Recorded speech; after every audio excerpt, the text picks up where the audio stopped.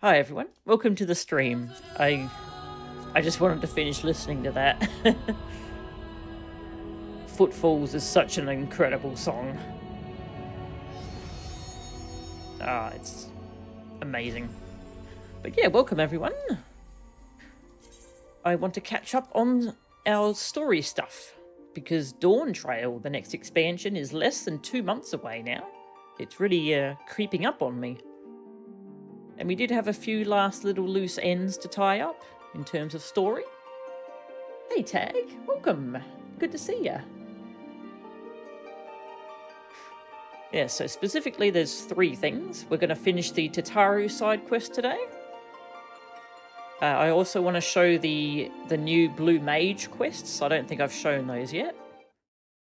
I did them because you have to do a masked Carnivale fight to finish them, so I did that off stream, but I do want to go through that story on stream. And then there's the final bit of the MSQ, 6.55, because they split the last MSQ into 2 little bits, because the final bit leads into the new expansion. Yeah, so 3 things I want to go through. And so today we're going to do the Tataru stuff. Oh, okay, hang on, my chat blocker is a little off in terms of pixels. I thought I fixed it, but then I guess I broke it. That looks a bit better. Okay, I think that's fixed. Okay, Tataru side quest. That's over in Charlene. Yes, this is Tataru's grand endeavour. We've been helping her expand her business. She started the tailoring business. Turns out she's really good at weaving. Ah, someone else is using this cute little snack. It's a yokai watch minion. I think it's very cute. Oh, it's got a little love heart tail. I didn't notice that until just now. Oh god, it's even cuter. Anyway. But yeah, we've been helping her expand her business. We've been hanging out with characters from like previous raid and trial series, optional ones. So it's been kind of cool seeing different characters again. Like the 4 lords from Stormblood trials. Yeah.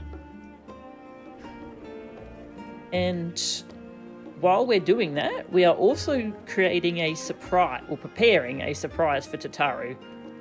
There's a necklace that I believe belonged to her mother, and we're restoring it with new shiny gems and such. And so I assume we're going to finish that. Treasured bonds, yeah, that's the next quest. Yeah, so this was added in 6.55 along with the Hildebrand stuff. Medjina seems eager to share something with you.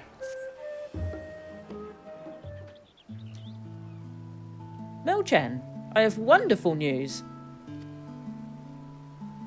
Thanks to your tireless deliveries, we are now overwhelmed with orders. Mistress Tataru's plan was a success.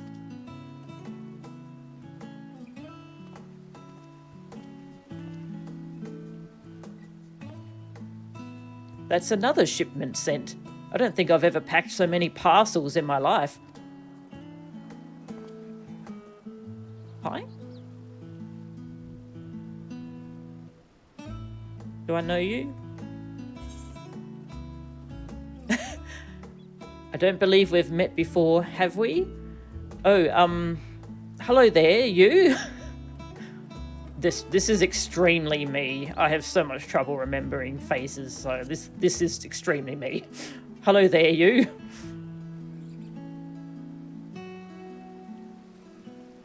What an incredible memory you must have to remember one such as I.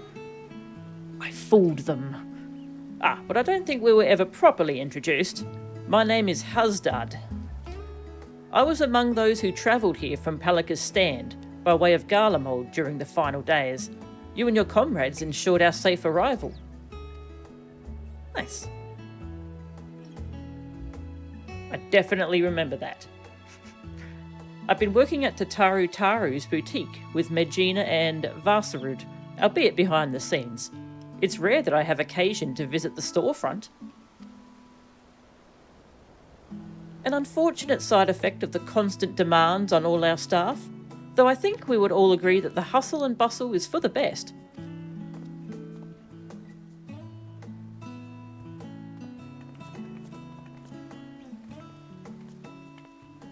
But don't you wonder what we'll do once the samples have served their purpose?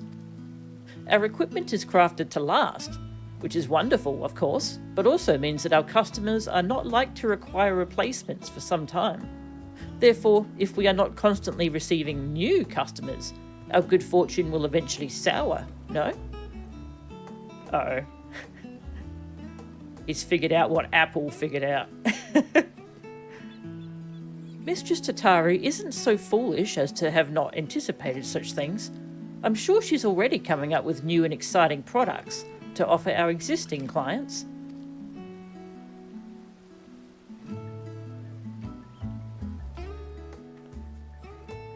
Actually, I had an idea of my own. For a new product, I mean. In fact, I presented it to Mistress Tataru just the other day. A new uniform to outfit the academics and researchers of Charlayan. Oh, how enterprising. And what did she say? Well, she seemed hesitant, which I could only interpret as reluctance to hurt my feelings with explicit rejection. Aw. But then she told me to look into it further and draft a formal proposal for review.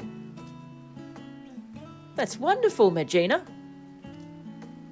When she said to look into it further, did she mean for you to conduct some manner of market survey of the academics and researchers? Just so, but, well, some are involved in such sensitive work that simply approaching them is out of the question, which is to say my petition to enter Labyrinthos was denied. Instead, I decided to try the studium. A secretarial mammoth was only too happy to schedule a meeting with an academic representative. But now that it's come down to it, I'm feeling ill with nerves. If it were on Mistress Tataru's behalf, it would be different. But this was my initiative, my idea. I'd offer to accompany you, but I have to mind the counter. Perhaps you could offer Megina your support? Sure.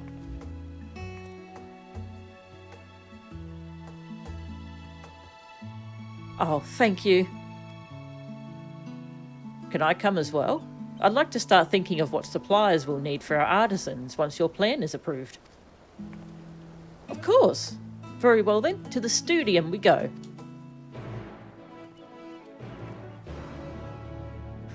Studium.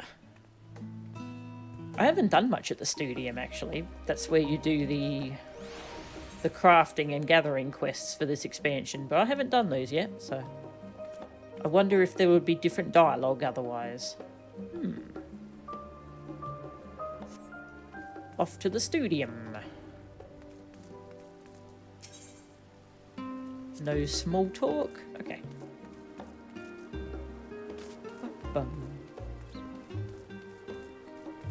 Charlayan has such a nice vibe. This is one of my favourite hub cities so far.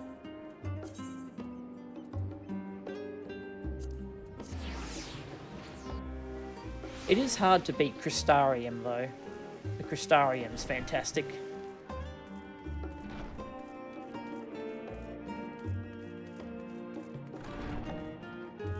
Where are we going? Aha! Who's this? Ah, okay. From the back, I thought that was the wandering minstrel from far away. In Thavnair, a man of science is almost certainly a practitioner of the alchemical arts, but these scholars pursue all manner of disciplines, some less practical than others, from what I have seen. This building might well be a temple for how austere it feels. I'm glad I have your company. I was told a key Eliapo would be meeting us here. I'm sure they will be along shortly.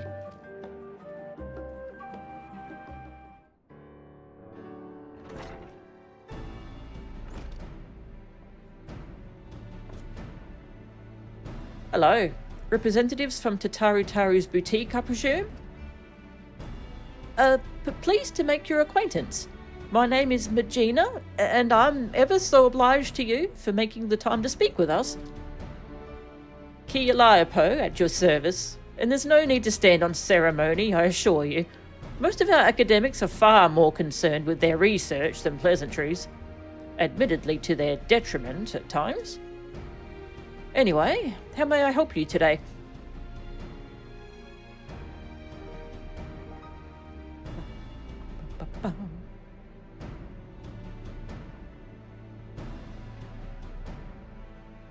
A uniform for our academics and researchers, you say?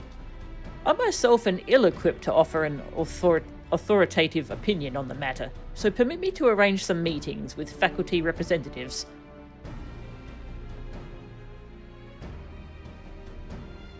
Please make yourselves comfortable in the auditorium while I go and summon a few of our more personable personnel.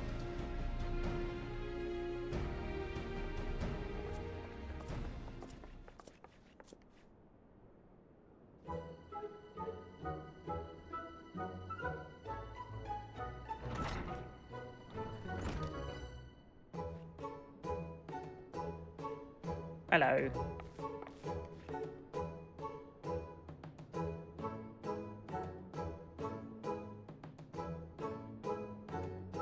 Who is this? This isn't... I don't think we've met this person.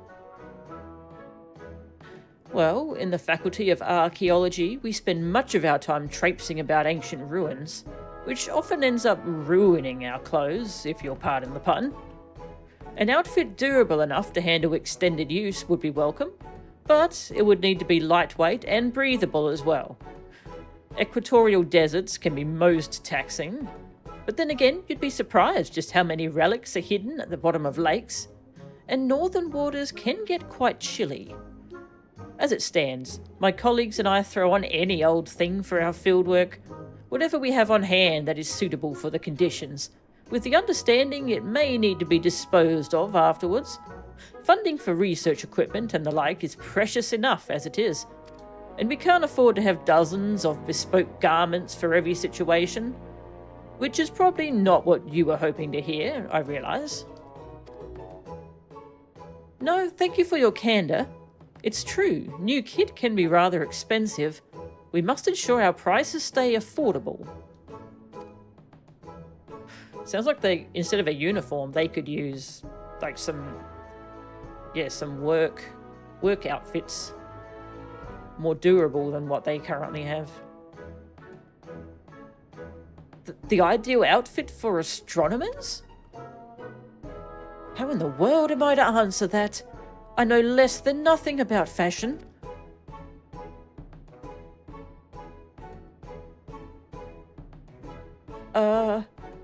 Well, I suppose we astronomers often conduct our celestial observations from locales remote and subsequently chilly.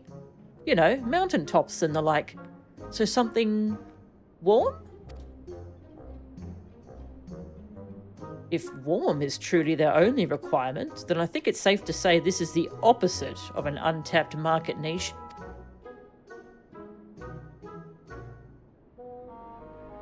The Faculty of Medicine has strict requirements for dress on account of hygiene regulations. Fabrics that are resistant to stains and possess antibacterial properties are a must, for example. Additionally, we students of nutritional sciences must vigorously dart about the kitchen, so dressing for comfort is nearly as essential as cleanliness. And if it were fashionable enough to perhaps inspire others to follow in our footsteps, all the better. Okay, these are all named characters, so I'm assuming these are different, the different NPCs for the quests around here that I haven't done yet. We require no such clothing in the Faculty of Anthropology, for we make all that we require right here. Rather, Professor Tankin prefers to do so, that he may better understand how necessity begets innovation.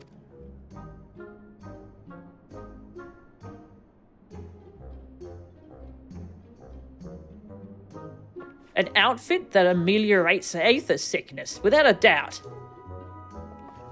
Is that a thing?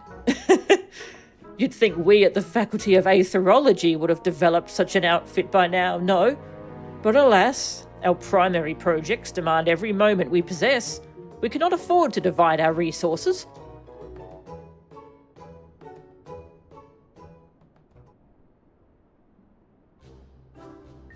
Okay, that is a variety of information. They have very different needs.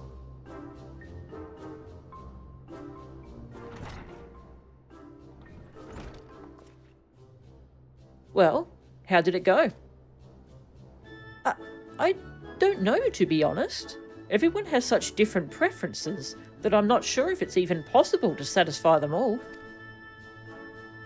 A fair concern. The Studium's faculties are filled with opinionated individuals, each with their own peculiarities.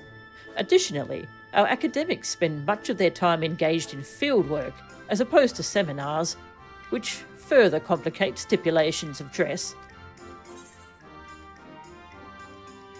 In other words, we have our work cut out for us. Academics sound just as unique as adventurers. Yeah, we'll go with the second one. Just as unique. They sound very diverse. Indeed, it was naive to assume that one type of uniform could account for the needs of all academics. We had best return to the boutique.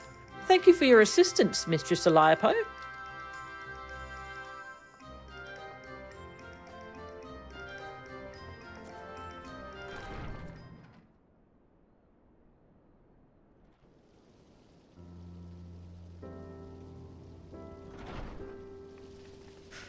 It sounds like it's a lot of opportunities for different products, instead of just one uniform.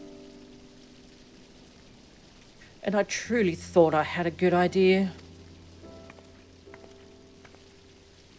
No doubt Mistress Tataru knew its folly, but had me research it regardless, so that I might reach the conclusion on my own.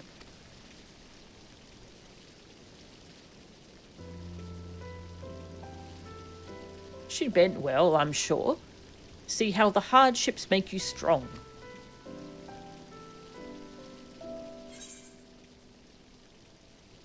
I believe I've heard that expression before, but where? Yeah, I don't remember. That's an important phrase to you, isn't it? I'll go with the first one, because I don't remember.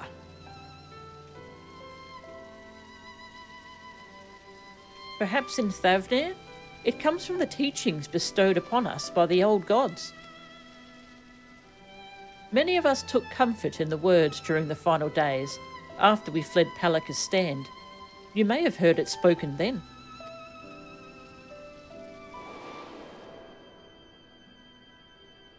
Ah.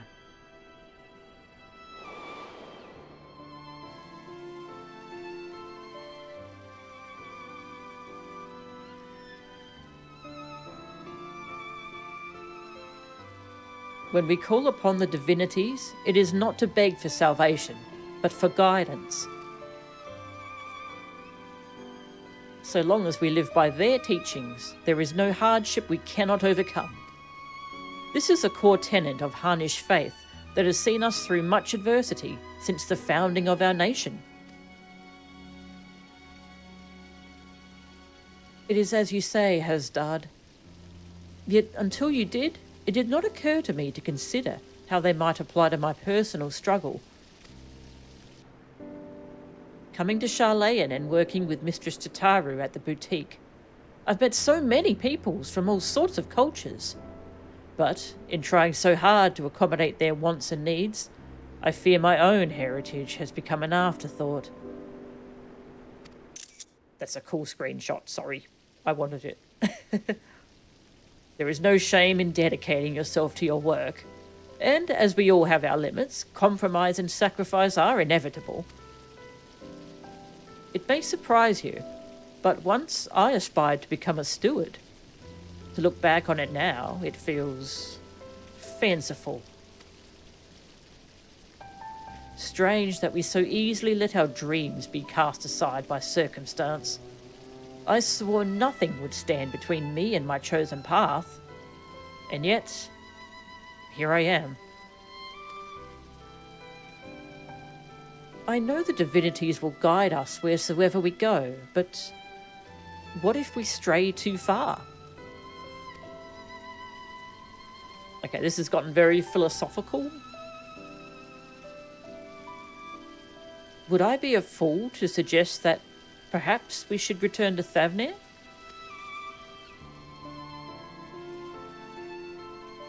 But Mistress Tataru has done so much for us. We cannot simply leave the boutique on a moment's notice. Maybe not, but what of our family and friends? It is one thing for us to send money and well wishes, but I wonder if we could not do more if we were there, helping to rebuild. We haven't been back to the village since the final days, and if we're already forgetting our old lives, I don't know. I just think Mistress Tataru should know how we feel, is all.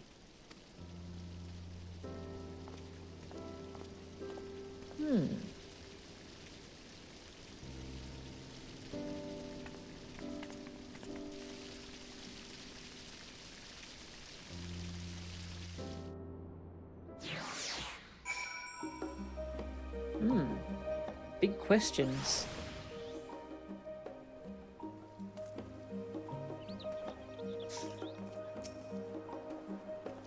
I suppose I have been dedicating myself to work, but is this who I wanted to become? A Harnish who has forgotten her culture? Vasarud says that Mistress Tataru should be stopping by soon. When I asked how she felt about returning to Thavnir, she said she'd need time to consider. For my part, at least, I think consulting with Mistress Tataru will help put my mind at ease.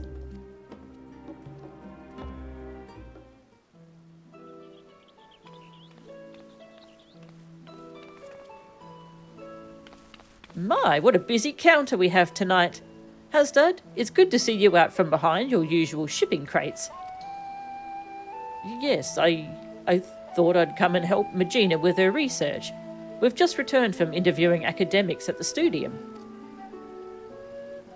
About that, Mistress Tataru?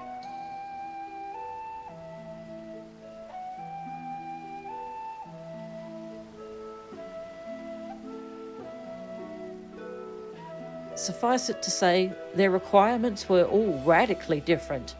I know I set a uniform for researchers and academics, but I'm afraid I may have deeply underestimated the feasibility of such a project.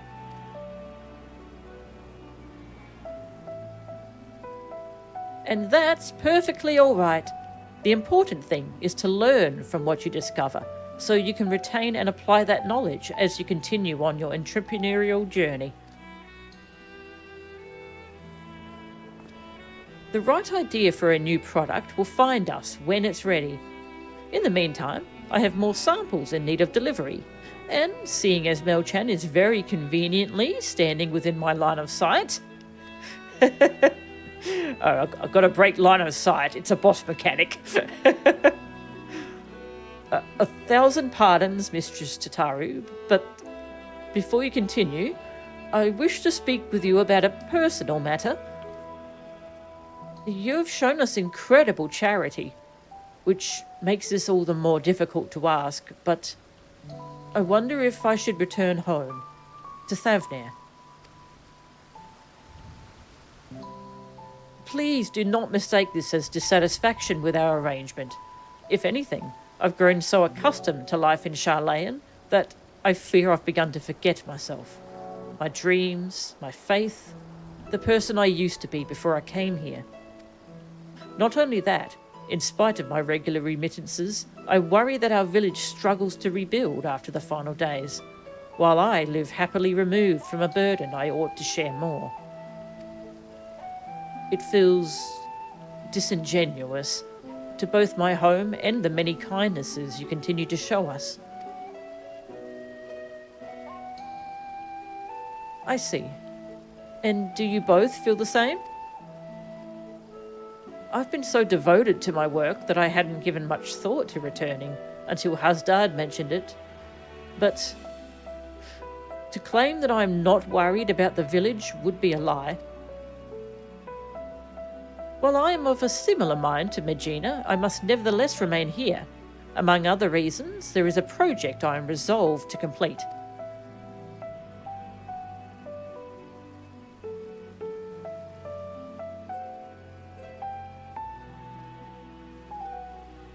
The necklace.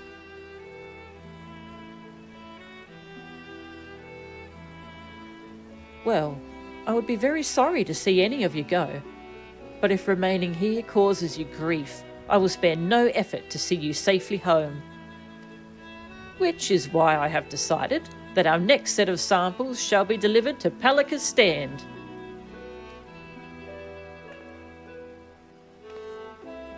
Furthermore, I ask that those who wish to visit accompany Melchan on her errand. Seeing how your village fares is no doubt the best thing for you both right now. It will help you to understand your feelings, after which we may proceed howsoever you desire.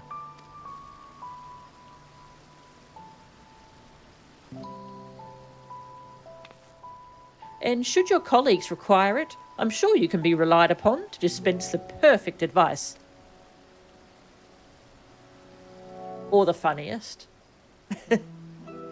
Megina, Hasdard, give everyone my regards.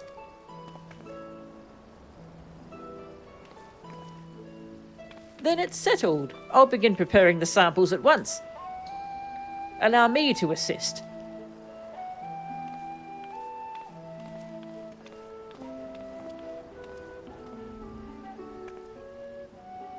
No matter what happens, we must finish Mistress Tataru's necklace. Are we ready to proceed with the restoration, do you think? I dare say we have enough additional materials, thanks to Melchan's dedication. As for the work itself, I thought we could entrust it to the lapidary Mistress Tataru once apprenticed with.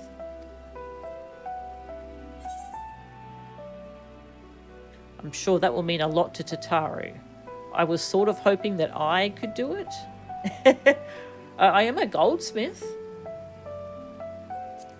I wanted to do it.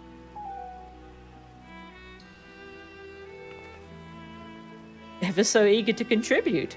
Fear not, I have an especially important job for you later, if you'll pardon the mystery now. Let's leave the necklace in Varsarud's capable hands and join Hasdard in Scholar's Harbour.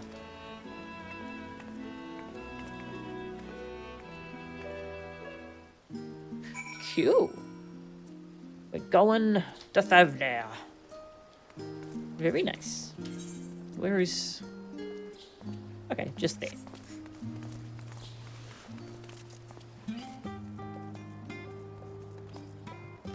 Still a bunch of side quests around here I want to do.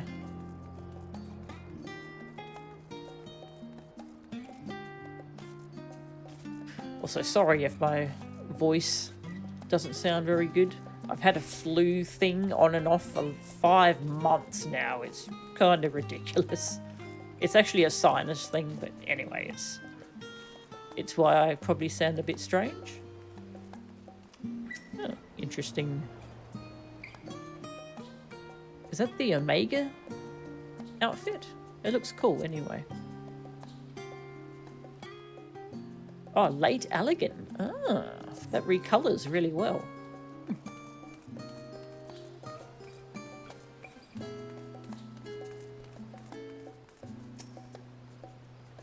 I never imagined we'd get the opportunity to return so quickly.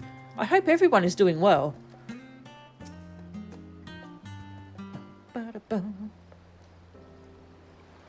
I remember when we first set foot upon these docks.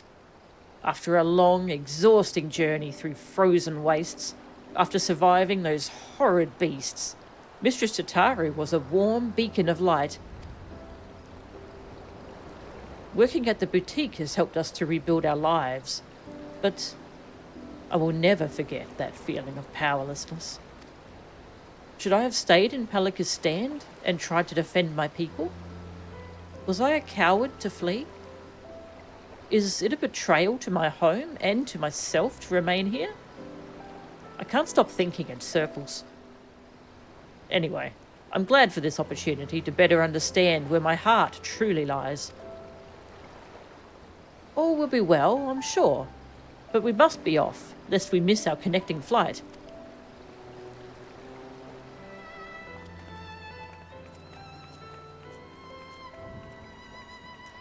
I guess they can't use the aetherites.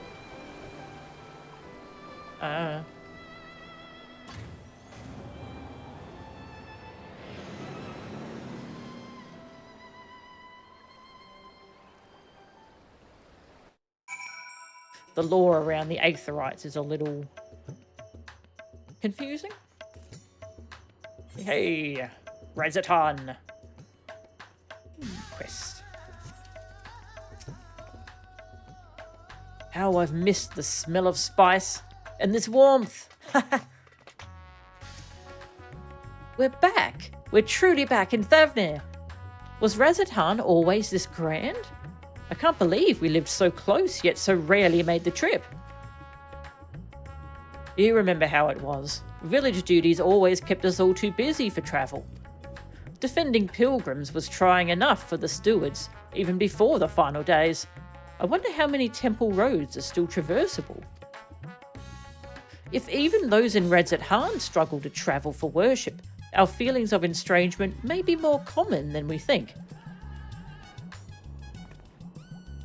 Since we've come all this way, would you mind terribly if Hasdad and I toured the city on our own? Let's plan to meet in Palika's stand anon.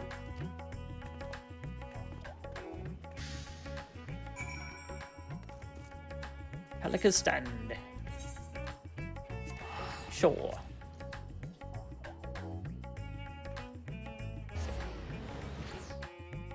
Yeah, it would be pretty cold in Charlayan, wouldn't it? Right, just open to the ocean. And it's up north as well.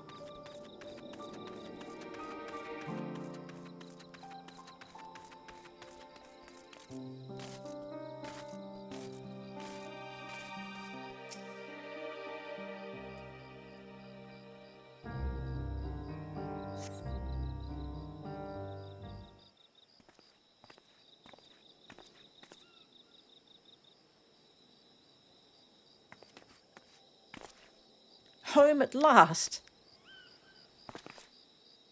Yes, home. I can finally breathe again.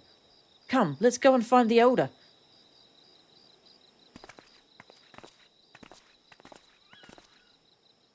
Home. Riding home. Sorry. Elder Yerevet. Hasdad? Megina? How wonderful it is to see you. I've been so worried. Tell me, how is life in Charlayan? Are you being treated well? Oh yes, Elder. Our employer, Mistress Tataru, is the kindest of business women. In fact, she arranged for us to accompany Melchan on her errand here, so we might enjoy some time at home. That is very good of her indeed. I'm relieved to hear you are being looked after. You are ever a guardian to our people. Thank you for seeing these children safely home. Now then, what is this errand you speak of? Want to buy some clothes? How splendid! Our steward shall put this to good use, you may be assured. If only we could repay your generosity with something even half as marvellous. Alas, ours is a village of little extravagance. Everything seems as ever it was. Indeed, with the support of the Radiant Host and the funds you and others have sent, we have regained much of the peace we once knew. Thank the sisters. Still, there was something I wished to speak with you about, Elder. Well, it sounds like they've really been helping out more than they might realise with the money they've been sending. You are worried your heart grows distant from Thavnir, that you have wandered too far from home. But, my child, it is only right that you should wander, that you should roam. Your heart's connection endures, no matter where you go. You yet think of us fondly enough to visit, yes? And send us what gil you can spare, do you not? Gestures, perhaps, but not true commitment.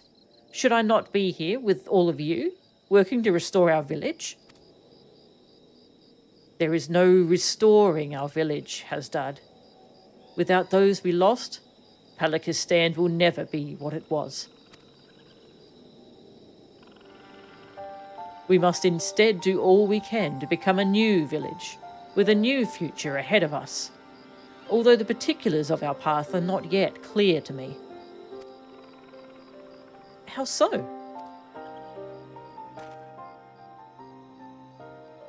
Ours has always been a settlement of stewards, as well you know, tasked with the protection and preservation of Thavnir's sacred sites.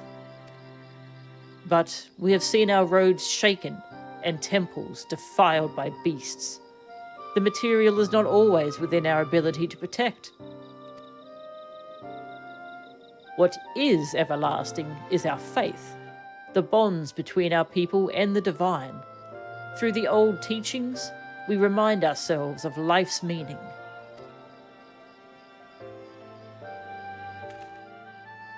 Yet, if we wish to ensure our traditions endure for generations to come, should we not strive to do more than maintain our temples until pilgrims deign to visit?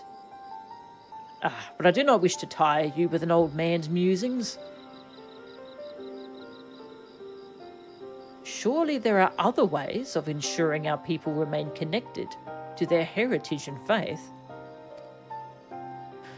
All we need is the right idea, something new our village could offer.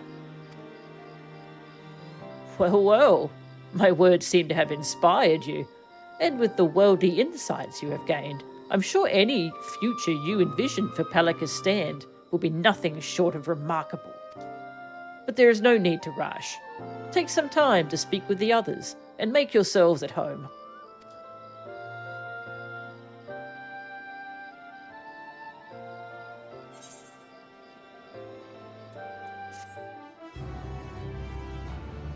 Okay, my errand's done here. I'm just gonna go...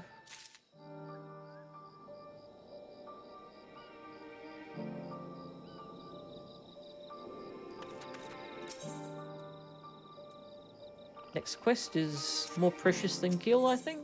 Yeah, okay, this is the final Tataru quest. Talk to them first.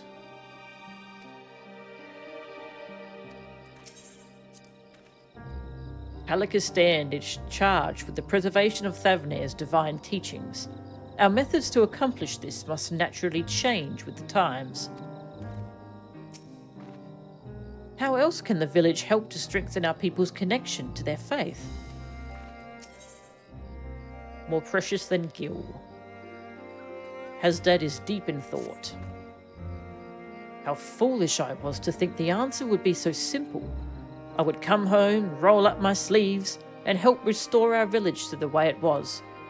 I would find fulfillment. Alas, not all that was lost can be reclaimed. Our people face a new struggle, but perhaps by discovering new ways for the village to fulfill its duty, we might yet help our community. Exactly, like the Elder said, surely our experiences in Sharlayan have given us a unique perspective. Not to mention Melchan's extensive knowledge of the world. I'm sure that, between the three of us, we can come up with a brilliant plan to support Palakistan.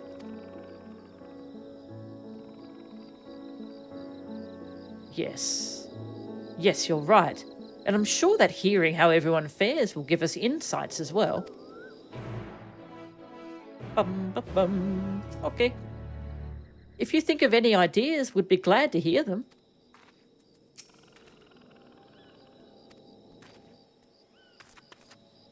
Have you tried NFTs? No? No, don't. Don't try NFTs. Not a soul here will ever forget the hero of Palika's stand. I'm sure everyone will be just as eager to speak with you as us. There are also others with whom I'd like to speak, once we've finished here. Of course, we mustn't forget to pay our respects. Aw. Hasdad and Magina are now accompanying me. Okay.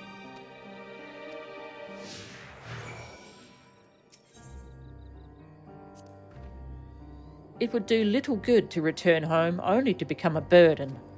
That's why I'm determined to come up with an idea that will help our village.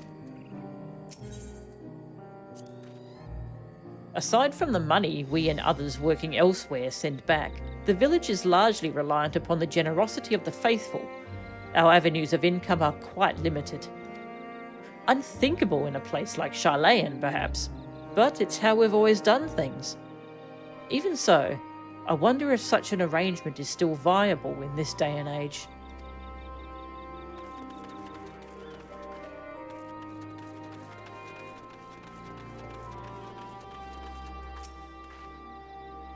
Excuse me, I couldn't help but notice that beautiful equipment you delivered to the Elder. As a weaver who crafts armour for our stewards, I would love to hear more about its origins.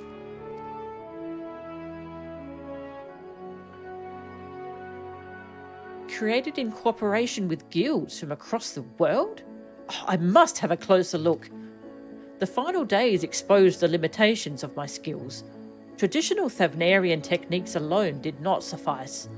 I am eager to hone my craft by studying the work of foreign artisans.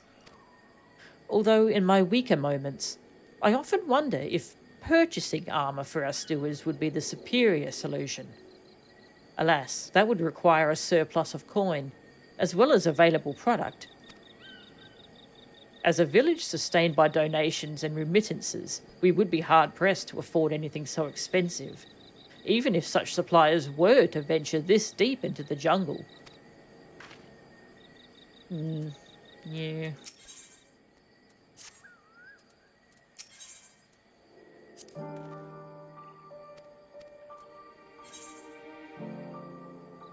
No optional ones? Okay.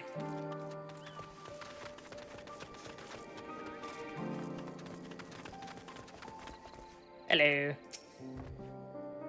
Oh, hello there. Staying for a while or just passing through?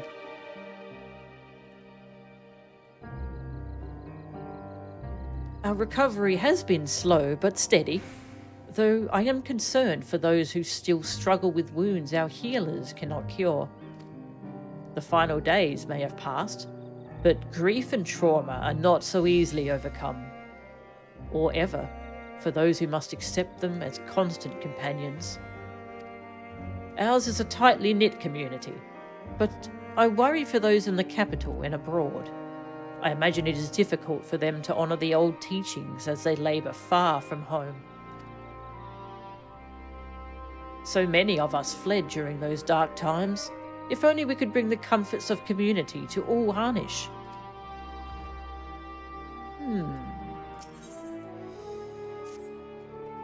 Well, I don't know much about your faith, so I don't have any great ideas.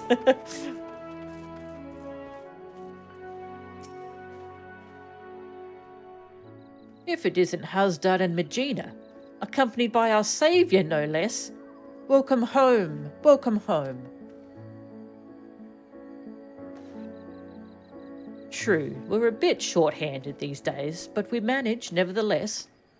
While there's a happiness in being reunited with our young ones, we're just as happy knowing that you are walking your own path, no matter where it leads. I remember Hasdad couldn't wait to become a steward when he was little, but as far as I'm concerned, sending aid from afar is just as praiseworthy as tending to the temples here. Times are changing. And who is to say that this cannot be another form of stewardship? A steward who supports the village from afar? I never even considered the possibility. Seeing everyone so eager to help one another makes me more determined than ever to contribute. But before anything else, shall we go? Let's. It'll be good to visit. To Perusa, then. Could we ask you to accompany us? The temple roads are perilous, and your presence would be a great comfort.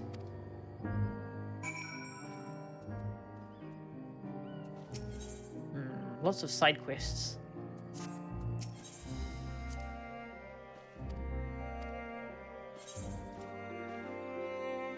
Over there. Oh, wait. That's an optional spot, I think. Let's go check it out. I think they're going to pay respects to the people who died in the final days. That's my guess so far.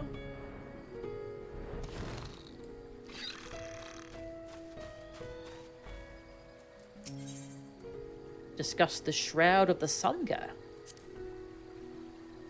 When I was little, we used to run through these wilds, playing steward and imagining fierce battles with hideous beasts. Got the scolding of a lifetime when our parents found out. But when it really happened, when the sky turned red and the jungle spewed forth unspeakable horrors, I could do nothing but cower. Perhaps that's why I feel so guilty for not returning, for not doing more, even if it may never be enough. But this time, I will rise to the occasion.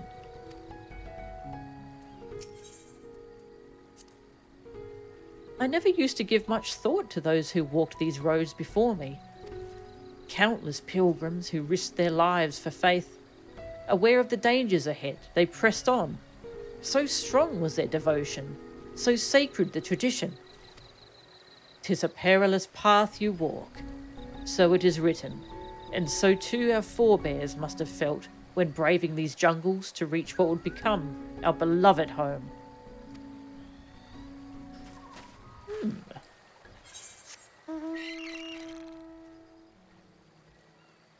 Only that one optional? So over here we go. Flying crib.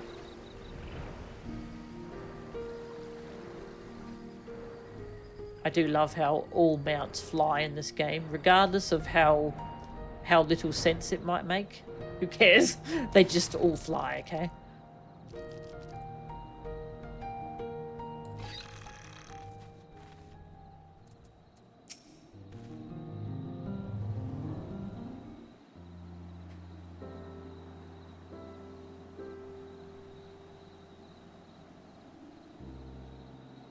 It's been a while. Yes, but we made it. I'm home, Mother, Father.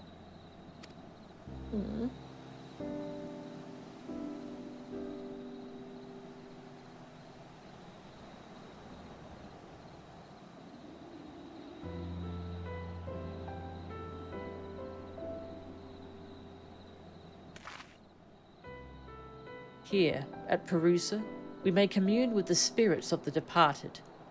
Neither Magina's nor my parents survived the final days. I told them about how you saved us and that we're doing well. I know they will rest easier for it. May the next time we visit be to deliver glad tidings from Palakistan. Though I was relieved to find the village in a better state than I'd feared, it seems there are still issues we might help address. Finding a steady source of income, for instance, so the stewards can be properly outfitted without overwhelming our weaver. I was also troubled to hear about those who continue to struggle without the support of a local community. There must be some way to provide respite. Yes, indeed. The question is what? Do you have any thoughts? Ask yourself, what would Tataru do? Never underestimate the power of a partnership. Expand your horizons. Think big. What would Tataru do? I like that one. What would Tataru do? Well, Mistress Tataru has always put great store by collaboration and partnerships.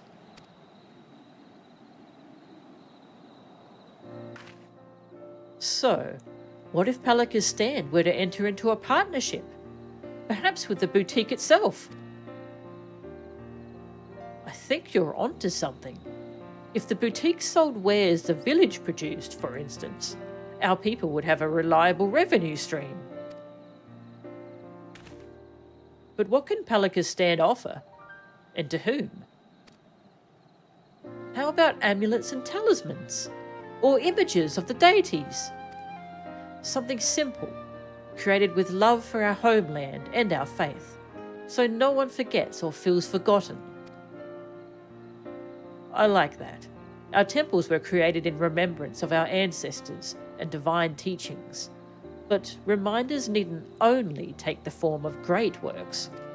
A small keepsake may be just what our scattered brethren need to reassure themselves that they're still members of the community.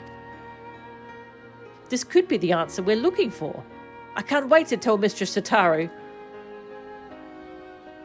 Yeah, I helped. Rather, I can't wait for you to tell Mistress Tataru, Regina. It was your idea, after all. Ha! A team effort, let us say. I certainly couldn't have come up with it without you and Melchan. If our proposal is approved, Mistress Tataru will no doubt need assistance in Charlayan. I am ready and willing to provide it. But what of you, Hasdard? What will you do? I too will return to the boutique. One day I will come home to stay, but for now, I wish to do all in my power to help our village thrive. I am relieved to hear you say so. Let us go and consult with the elder about our plan.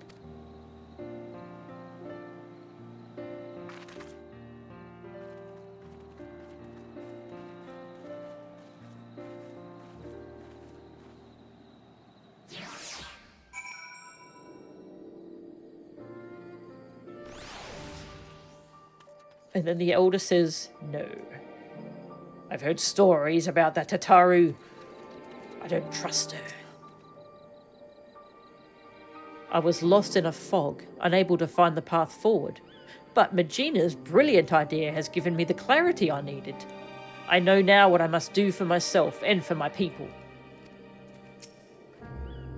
If Elder Yerevet gives us his blessing, all that's left is to present our proposal to Mistress Tataru.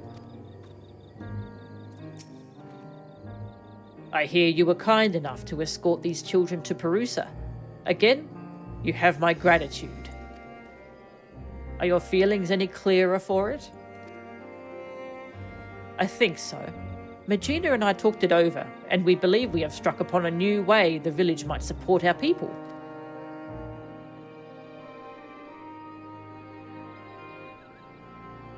Tangible mementos of our faith? An interesting proposition. Many here would be glad to create such reminders.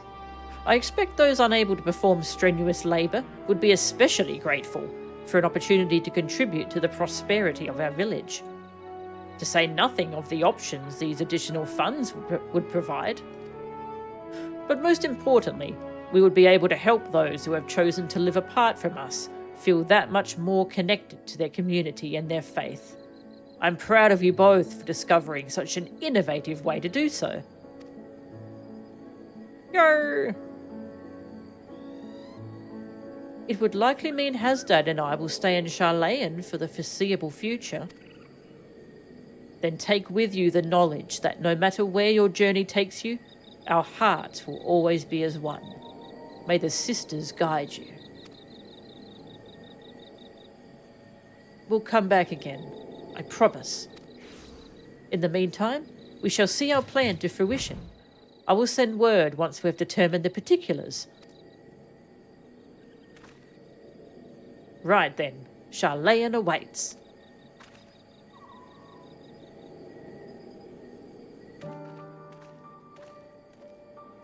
Aw, that was so sweet. To think those two were once mired in all-consuming sorrow.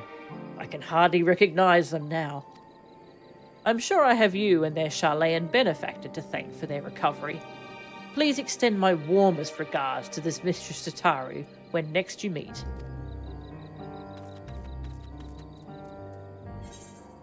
Okay, straight back to Charlayan. Back we go.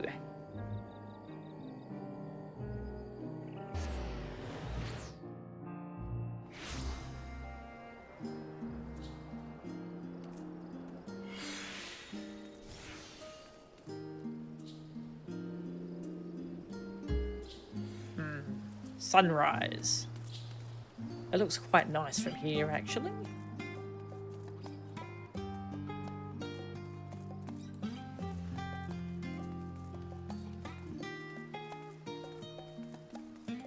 Hello.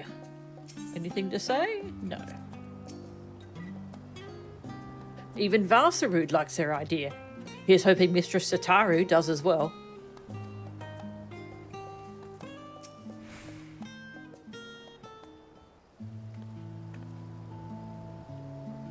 Melchan, the necklace is back from the lapidary. He had nothing but fond memories of Mistress Tataru and was eager to pour his everything into the restoration. The result is magnificent. The original sapphire, accented with black pearl from the ruby sea and rose shell of wurlet, united by a length of makai leather. A singular necklace symbolising Mistress Tataru's past and present. By the sisters, what a remarkable gift!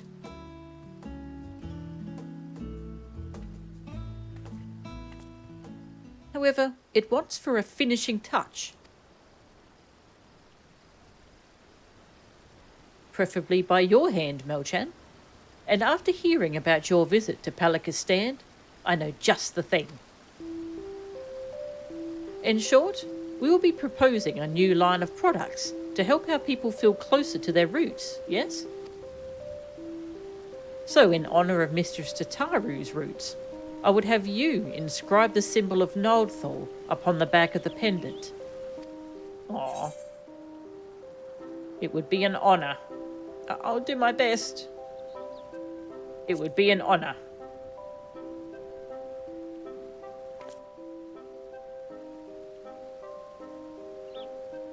Yeah, my character's a goldsmith, so I can do that. I mean, I assume you do this even if you're not a goldsmith. It's just the confidence makes more sense. With painstaking effort and unwavering focus, you engrave the symbol of the traders onto Tataru's necklace.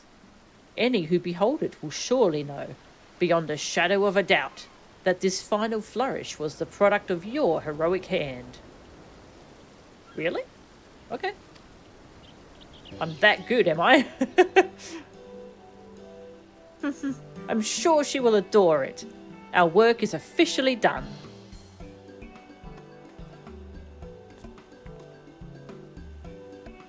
I've just received word from Mistress Tataru. She should be arriving in Scholar's Harbour soon.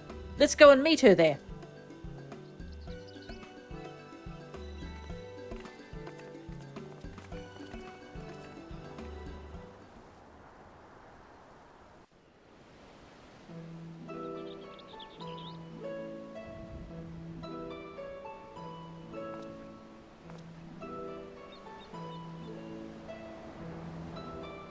Tataru!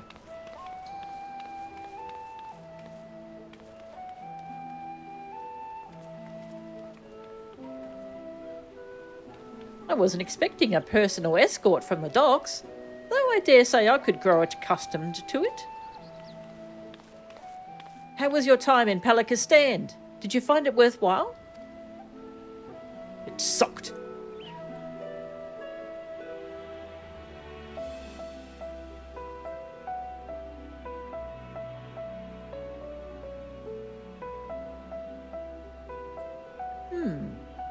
So while they do have interest in our equipment, matters of recovery are their greater concern at present? Recovery, yes, but also growth, which may lead to a lucrative opportunity for the boutique, if you will permit me to suggest another new product. What if we offered handicrafts designed and produced by the people of Palakistan? Authentic works representative of Harnish culture. For those of us living abroad, reminders of home would do wonders to ease feelings of estrangement, and for others, such pieces could be appreciated as beautiful works of art. Our village is up to the task. You will not be disappointed. Doubt not their conviction, Mistress Tataru.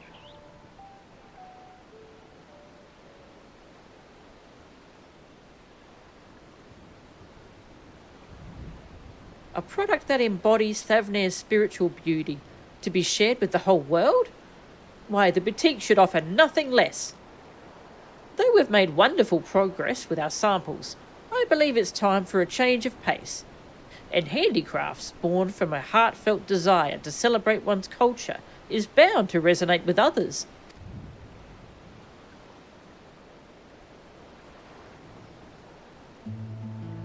Given her eagerness, I presume Megina intends to stay and help facilitate this new venture. But what about you, Hasdard? You felt the call to return to Thavnair rather more strongly, as I recall.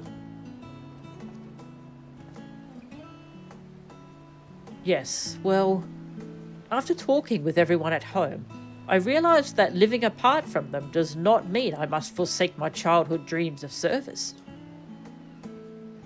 I believe I can best serve my people by staying in Charlayan and continuing to work at the boutique, if you'll have me. With pleasure, Hasdad.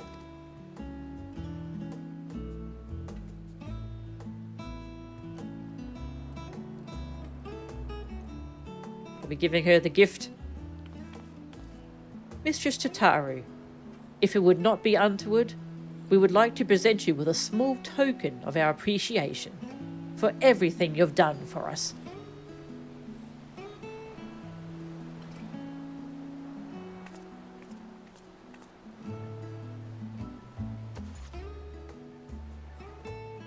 Not untoward at all. Rest assured that I graciously accept all offerings of praise and adoration, especially ones as fine as this.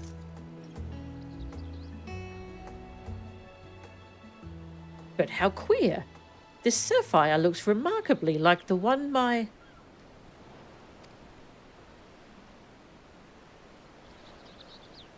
Melchan? Is this my mother's sapphire? Hers, so now rightfully yours. I hope we haven't overstepped our bounds. Look, I put the symbol of Nauthu on the back. That one's very enthusiastic. Hers, so now rightfully yours. Fits the tone better, I think. It's hers. It's really hers. Never in my life did I imagine I'd see this jewel again.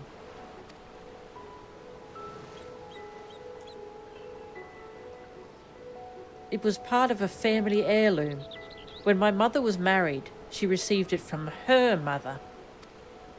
How her eyes sparkled when she spoke of one day giving it to me, I'll never forget.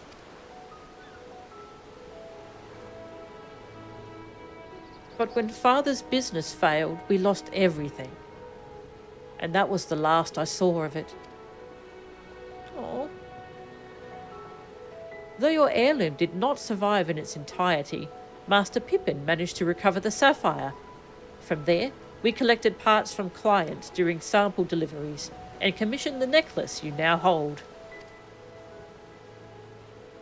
Now that I think of it, Melchan often did receive mysterious gifts on those visits, so that's what it was about.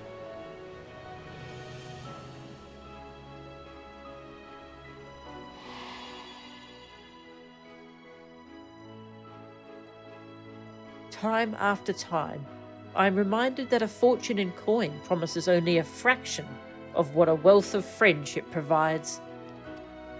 When my family lost its last gil, I became a lapidary's apprentice. And that's how I met a certain miner named Minfilia. Aww. We hit it off instantly, chatting every time she brought in gems for appraisal.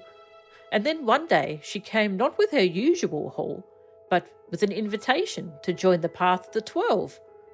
The rest, as they say, is history. Oh, I'm going to get a screenshot of this memory. One serendipitous meeting that led to so many others, that led to so many incredible adventures.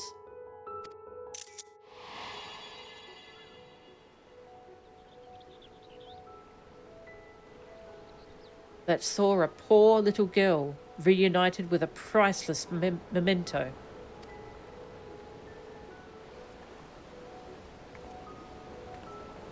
Aww. Our teachings say that there is more ugliness than beauty in this world. To live is to suffer. But we never need suffer alone. And what is more beautiful than the bonds we share with others? Indeed, it is these connections that give meaning to our lives. Connections for which I too am grateful, and thus compelled to advise that we return to the Agora. The counter remains unmanned, and we mustn't neglect our clients.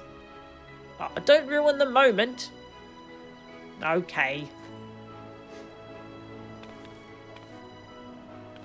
Quite right, quite right. Back to work with the lot of us. We've got new products to plan.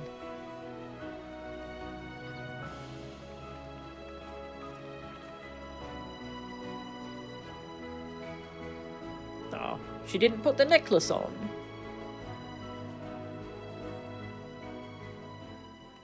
Put the necklace on. Put it on. No doubt we will be even busier in the days ahead. But if our village prospers, then it will be all worth it. Where's Tataru? We don't get to see her.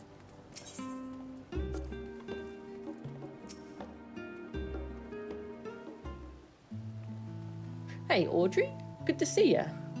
Yeah, this is really sweet. Aww.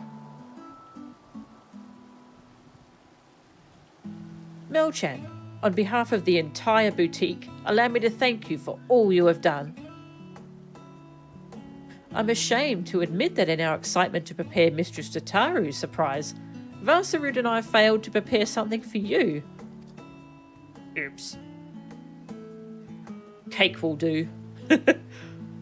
And that sounds like the cue for Mistress Tataru.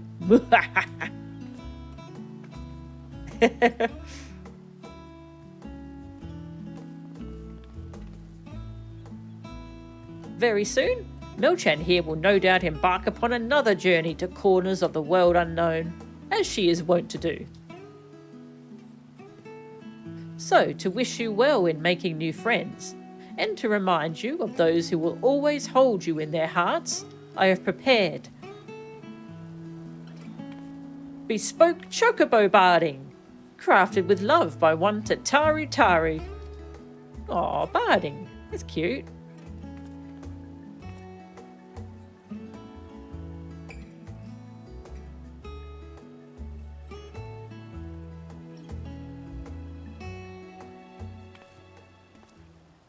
Actually didn't know that was the reward. I'll have to take a look at it. I dare say the boutique will be embarking upon its own adventure in the coming days, and with true adventure invariably comes tribulation. But with your compassion, resourcefulness and reliability, I have every confidence that we shall succeed in our respective endeavours to ever higher returns of both coin and camaraderie.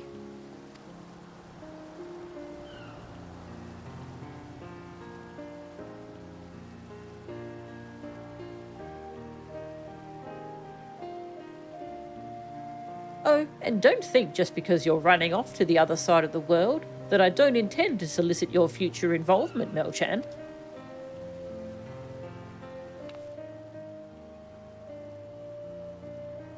You won't escape me that easily. Oh.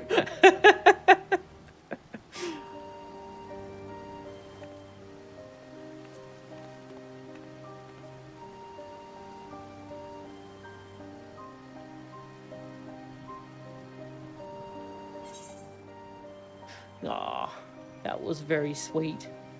Wayfarer's barding. A suit of bespoke chocobo armour, lovingly handcrafted by Tataru. Oh. And a framer kit. Embellishments fit for a prized employee of Tataru's boutique. Ooh. We'll take a look at that.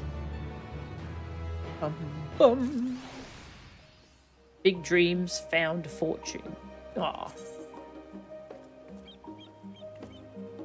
That was a nice little side quest. Oh, it wasn't little. It had chapters all throughout the expansion cycle. It was good though. I really liked how it let us revisit characters from previous raid series and trial series, and it was very sweet. Our donors were pleased to hear that Mistress Tataru's necklace was successfully restored. I'm so grateful for their cooperation. Preparing and distributing both our regular line of equipment and wares from Palika's stand is no small task, but I find it deeply fulfilling.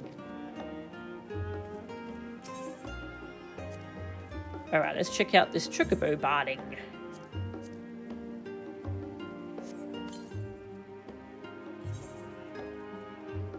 Yeah, let's go back to Palika's stand. That seems appropriate.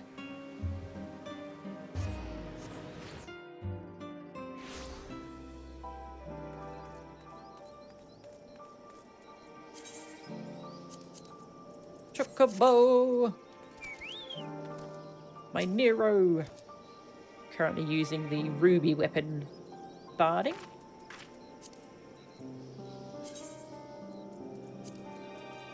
I got that as a drop in Eureka Orthos. What was it? Wayfarers.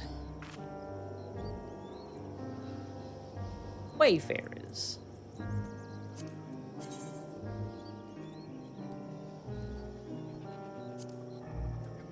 There's a lot of bardings now.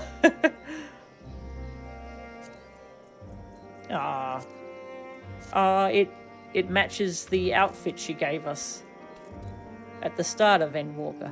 Ah. That's nice. It's very, very humble. Yeah. Oh, I like the little backpack here. That's cute. Ah, that's nice. Let's look at the framer's kit. Bespoke framer's kit.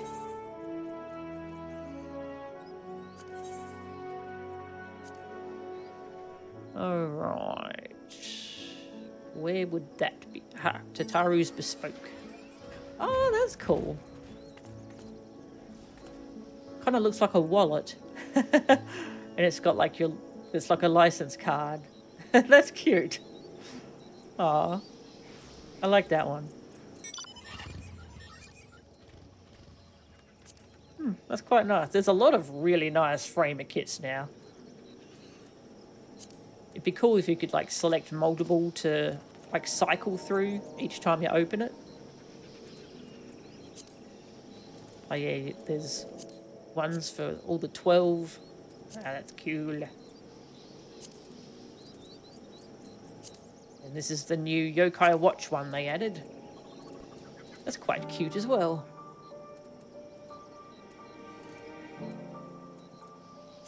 Yeah, I've got a lot of framer kits I like now. It's hard to pick one I want to stay with. The barding also works really well for the DT vibe. Yeah, it does. It's a really good setup for Dawntrail. Yeah, I think I'll use this once we get into Dawntrail. It's nice. So that went into New Game Plus. Side story. Tataru's Grand Endeavor. Nice.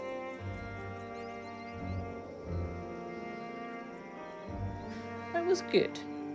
Oh yeah, there's stuff I can do when I finish the variant dungeons. Very nice. Alright, what's the time? 5 o'clock. I think we can do the Blue Mage quests as well while we're here.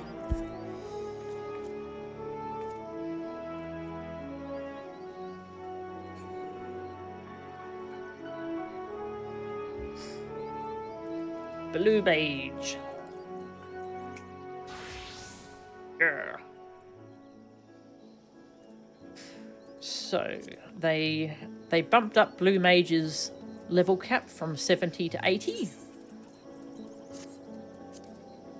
And to go with it, they added a new bunch of Blue Mage quests. Yeah, part 4.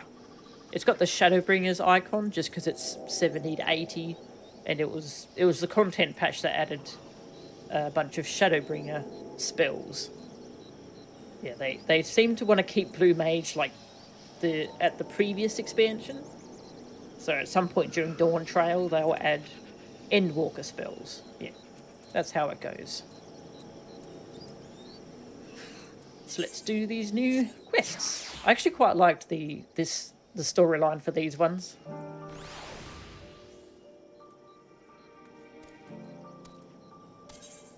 Blue Mage. Back to Ulda. I haven't finished collecting the new spells yet. I got 3 the other night, actually. I've nearly got them all. I'm missing a couple from the Grand Cosmos and 1 from Hero's Gauntlet. There's some cool new ones, though.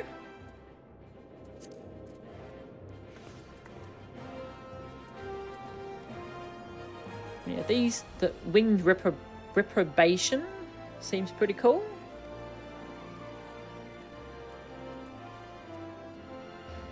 Yeah, I think it's a combo move. Yeah, with this one, Conviction Marcato. There's some cool moves anyway.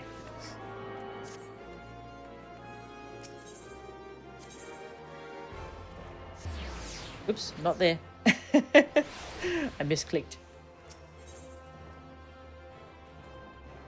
Minor Guild.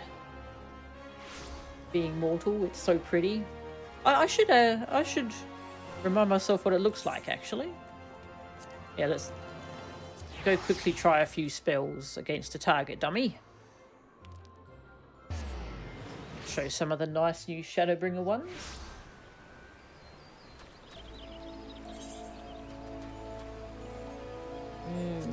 Okay, just delete a bunch of stuff.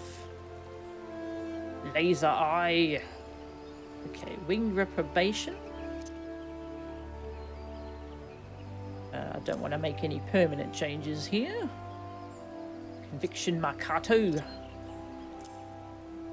Being Mortal. Yeah, that's from Titania. Yeah, I remember that one being nice. It's on the same cooldown as Apocalypsis, so I'm not sure if we'll check them both out.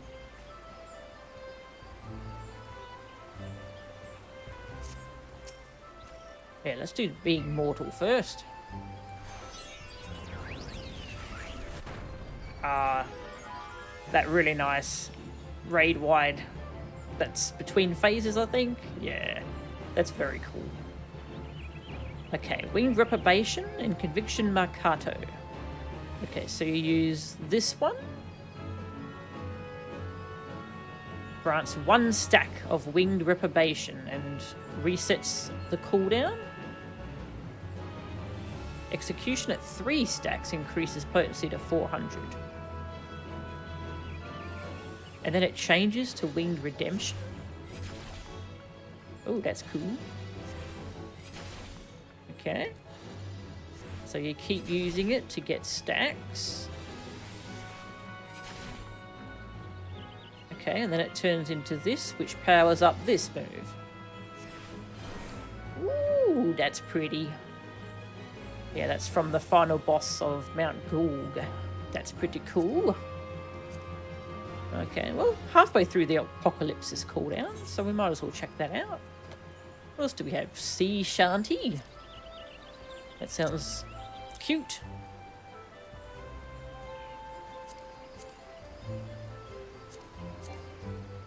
Ah, right, yeah, it's very limited. You can't take off things that are currently on cooldown. What have we got? Ruby Dynamics? I forget if I've tried that. We can throw a big ball of mud.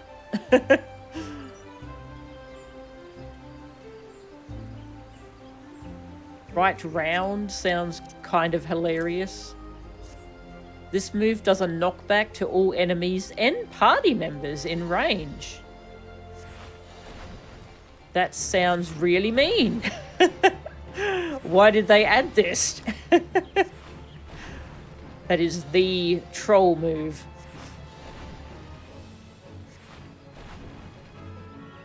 Apocalypsis. Ah.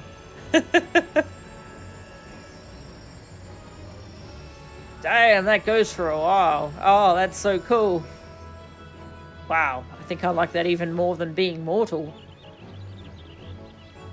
That's cool. Titania's wings. Oh, yeah, it does when you pop that. That's cool. It's funny. Why not? Fair. Fair point. Ruby Dynamics. Oh, claws. Ah, like the Ruby weapon has. That's cool. Sea Shanty. Ah. That's nice. Potency increases during rain, showers, and thunderstorms. I wonder, is there a spell that, like, makes it rain? Let's do the claws again. Ah, that's nice. And, well, we can throw some mud, I guess. Divination Rune. That's another one from Titania. Laser Eye. That one's from Eden. Candy Cane.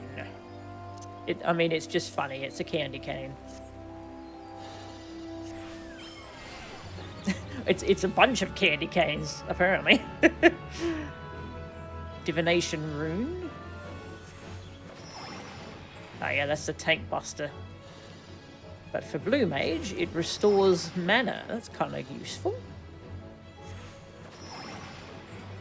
And what else did I add? Laser Eye. That one's got a cool animation. There's 2 different ways to shoot lasers from your eyes now as a Blue Mage. Because there's also Glower, which also is a laser beam from the eyes thing. Oh, right, I was going to check out Breath of Magic. Breath of Magic. A dot for 60 seconds. That's pretty cool. Ah, 60-second dot. That seems pretty good. Being mortal. Nice. Okay. Yeah, I don't have all the new spells yet, but yeah, that's some of the cool ones. Ah, I've got cooldowns running. Ah, well. Alright, let's go do quests. Good for doing fates if it's raining out. Oh, I didn't think of that. That's cool. I definitely have to keep that in mind when I'm fate farming for gemstones. Can't stack Breath of Magic is why there's no CD. Oh, like with a different Blue Mage's dot? So it's a thing where you want like one Blue Mage in the group to run it? That's kind of cool. I definitely want to get into doing Blue Mage stuff. There's just a lot of different raids to do. So, one thing at a time. Okay, Martin the Blue Mage. And the crowd goes mild. No need for everyone to bring it. Ah, I see. That's kind of cool, actually. I like how they're encouraging me to have like different spell setups on different Blue Mages in your group. That's pretty cool. Martin is happy to see a familiar face.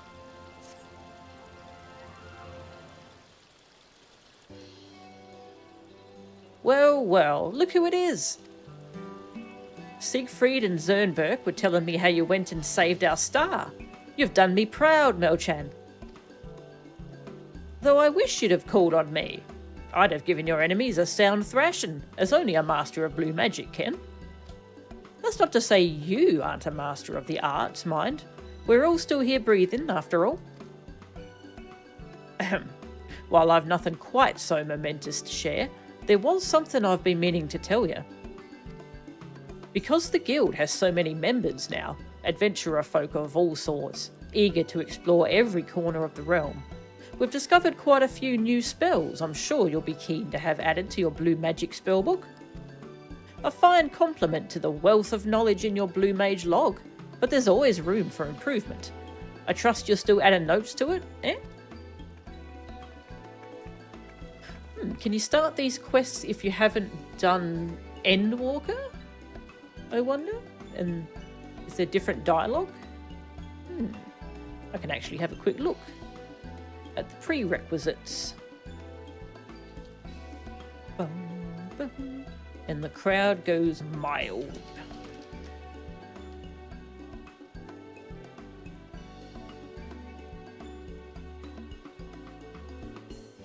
Previous quest, Reflections in Crystal, is what you have to finish.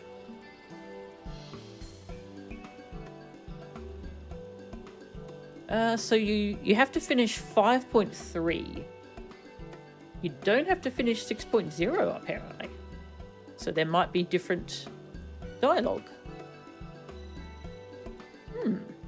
That's kind of cool. No-chan, what a welcome surprise.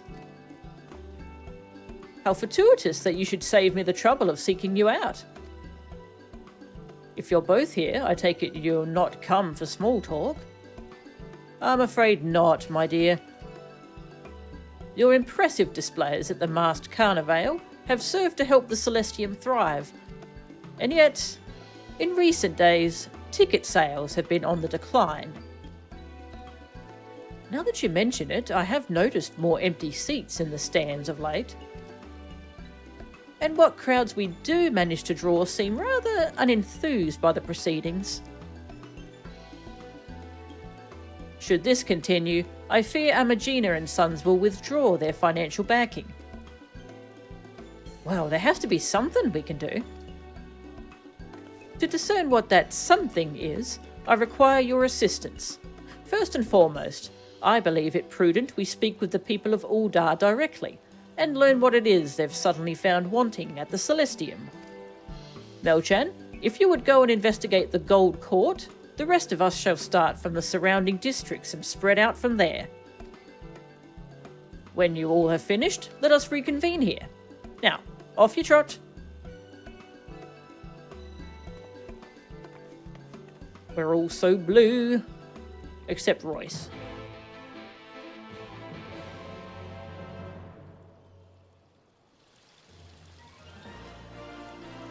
Alright. We're going in there. Might as well run from here. Oh yeah, gotta fix my spells. DPS. Yeah.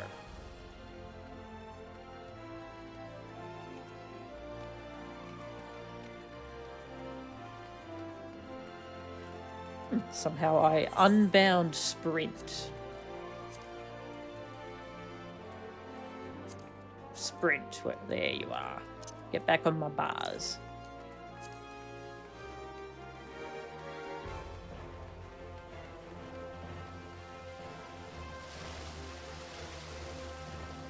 Hello. Say, aren't you that Blue Mage, Azuro II? I'm a big fan of yours.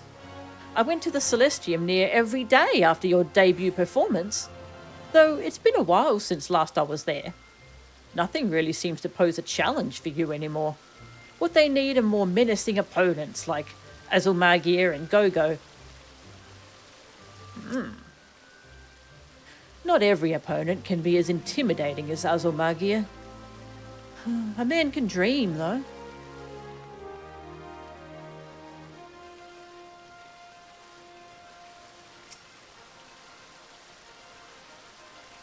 Masked Carnival? Never been. To be honest, can't say I'm all that interested.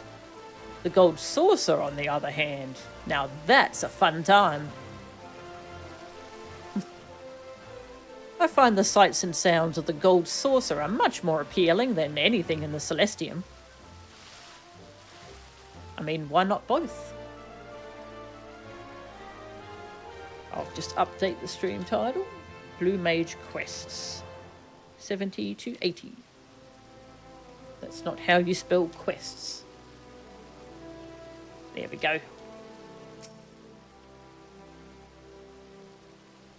The Masked Carnival? Now that you mention it, I haven't been to see the show in quite some time. After a while, it all seems so routine. Gladiator matches are far more interesting. At least then the challenger's not some marmot-brained idiot.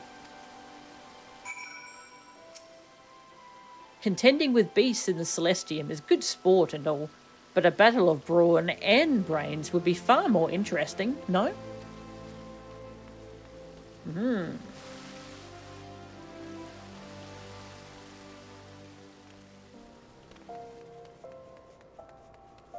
Got some useful intel.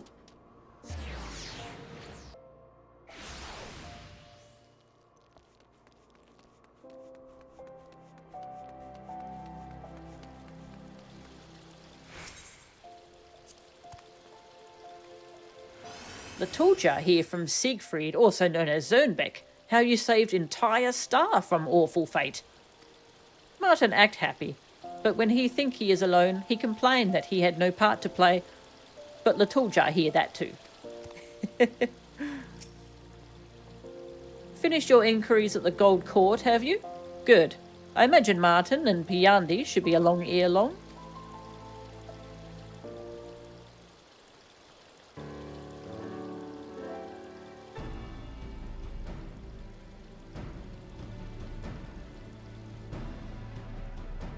I see.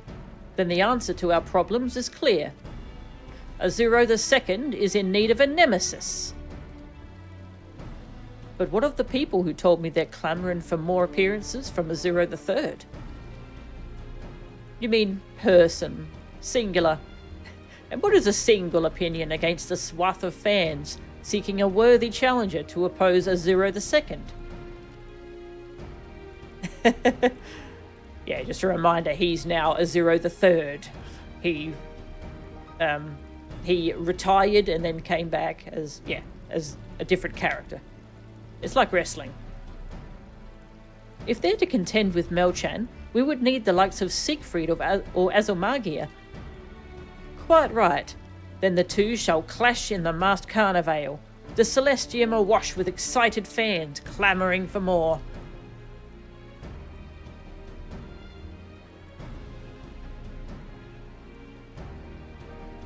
Very well. Martin, you are to find a nemesis for Melchan. And to be certain they are worthy of the role, This prospective rival must be stronger even than you. Seeing as that's not physically possible, I'm afraid I'll have to decline. Is that so? Pity that. I was considering appointing you showmaster had you succeeded. Naturally, that would include 3% of profits for all of their appearances at the Celestium. But if you have no interest... Showmaster, you say? Make it 5% and you have yourself a deal.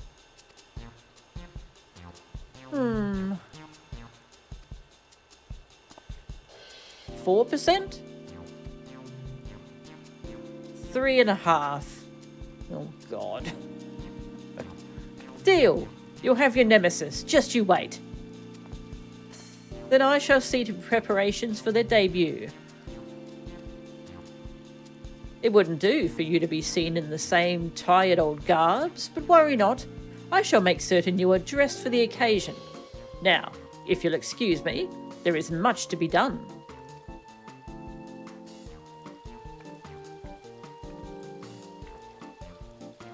You're getting very underpaid, Martin. While I'm away, I'll need you to keep watch over the guild, Piandi. Think you're up to the task? I know full well how you tend to matters of the guild, Martin. I'm sure we'll be fine. Seeing as this is meant to be your rival, Melchan, I'll be counting on you to give them your seal of approval. I'll be in touch with Piandi when we've found a suitable candidate, so don't be a stranger. In the meantime, I think it best you continue your training. A nemesis deserves nothing less than your very best, after all. Why not see about learning Goblin Punch while I'm gone? No doubt you'll make good use of it in the battles to come. Until then...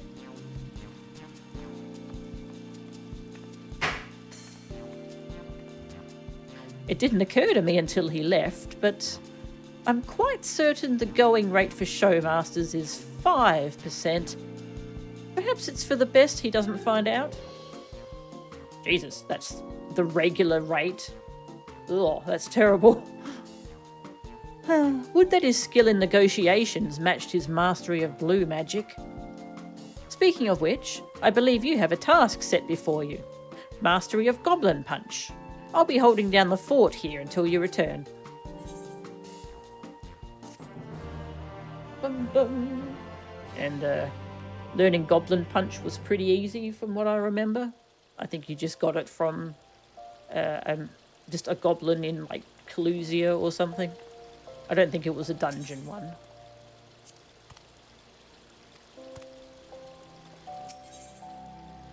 The beard, the myth, the legend. Piandi seems to be having an easy time managing the guild. You've the look of a woman who's mastered new techniques. I take it you've followed Martin's advice?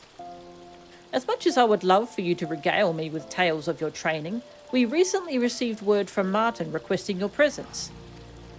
He asked that you meet him at Milvan's Gate in Limsa.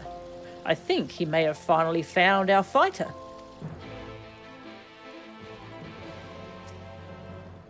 I didn't expect Martin would be in Limsa of all places, but that's where he's asked you to meet. Alright.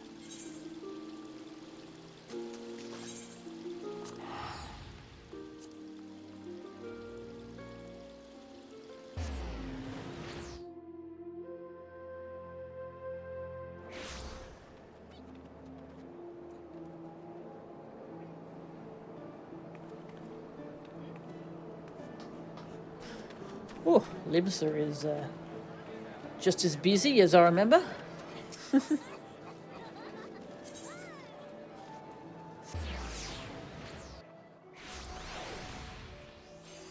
Wait, is that where I want? Nope. There's a better one.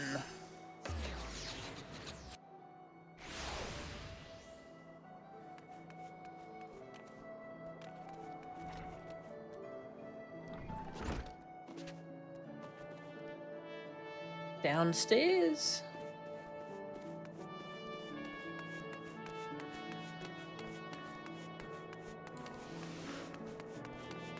Down in the little Arcanist training area.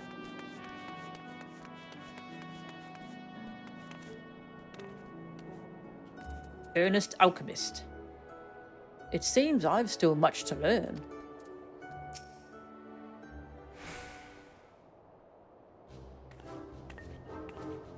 Commence silly music. You've got to empty your mind, lad. Be formless, shapeless, like water. Oh, Milchan, I wasn't expecting you to arrive so soon. I couldn't help but stop by the old training grounds, you see, and a former classmate of mine insisted on receiving some specialised instruction. Martin's advice has always been nothing short of inspirational. You would be hard-pressed to find one more adept at the arcane arts here at the guild. But his genius doesn't stop there. That he might better comprehend the nature of magics in all corners of the world, he has mastered near every school of magic there is. Got yourself a fan. You never told me you'd mastered other schools of magic. But I thought you were devoted wholly to blue magic. You never told me you'd mastered other schools of magic.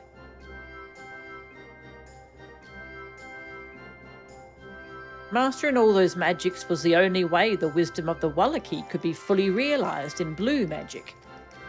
Even so, if I'm to be a true master of the blue, I can't fall back on all them other spells I've learned now, can I? That'll do for today. If you stay the course and take my teachings to heart, I'm sure you'll do just fine.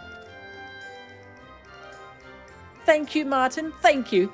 I haven't much money, but here, a small token of my appreciation.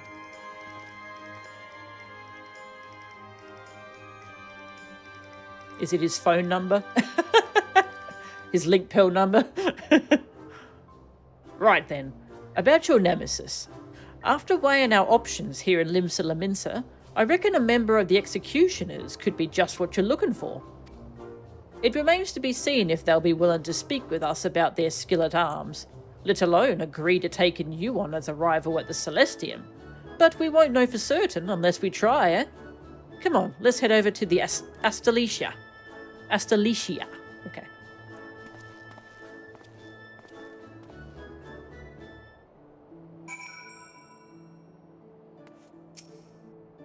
Be water, he said. Wait, did he mean to use a spell and literally become water? Or... yes.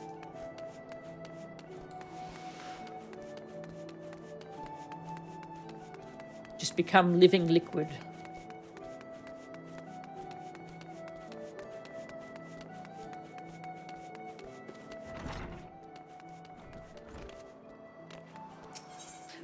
Where was this boat? Ah, right. Next to the fishing guild. Hey Dale, welcome. Blue Mage Savage. There actually is savage stuff you can do as blue. I do want to do that stuff one day. Get all the titles and mounts. That would be fun.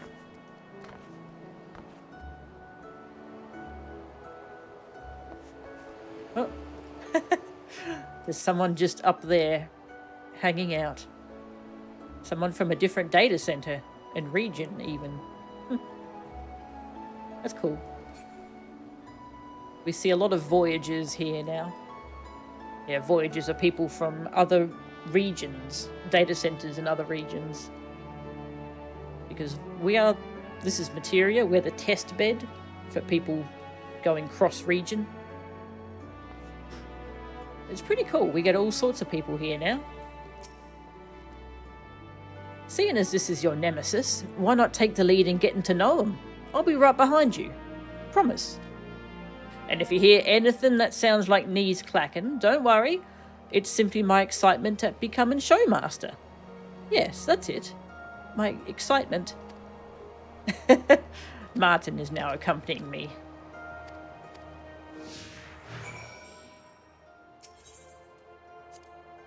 The lead of any good show should have an established rapport with the bloke playing opposite them, no?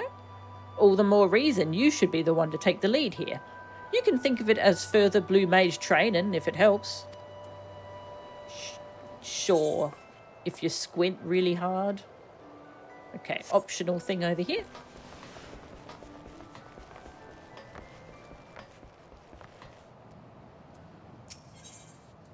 Discuss the docks. You can find them offloading cargo at all hours of the day. And where there's cargo, there's sure to be payments exchanging hands. Which means...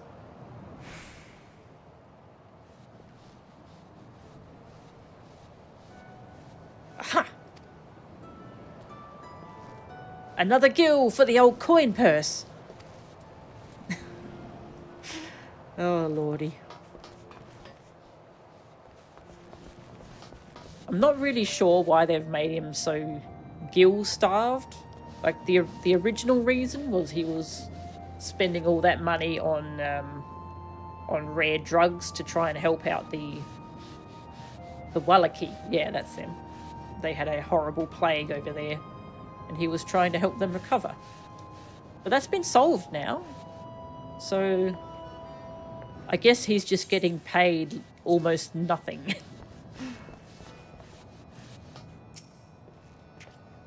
What's that? Our sharpest axe, you say? That'd be Hilfer, though it ain't every day we get strangers asking to be hacked to bits. I don't mean to offend, but he's getting on in years, and if the rumours are true, he has a bad lung besides. I think it best we look elsewhere. Hilfer's the man you're after, but don't say I didn't warn you. A bad lung. Lee.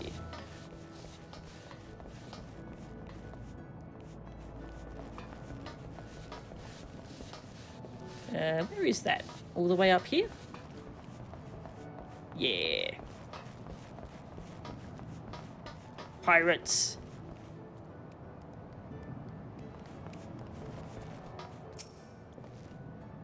A strong arm to grapple with. They must have say I ain't good enough, Fine. If it be the cream you're after, then you should go and speak with Captain Sickard. No sharper shot in all the Lenosia. Captain Sickard? By no means a terrible prospect, but seeing as he's the acting captain of the executioners, he's like to demand a considerable price. And more importantly, he'd cut into my profits. Maybe trying to recruit from the executioners wasn't such a good idea after all. But we can't just leave empty-handed. Well, it's clear we're not getting anywhere talking with the lowly rank and file.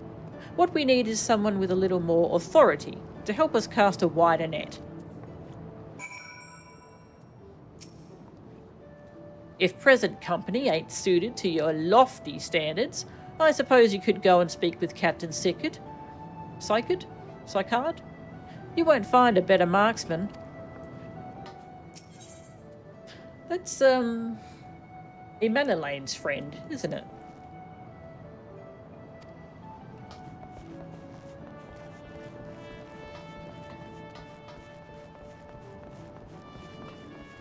Hello.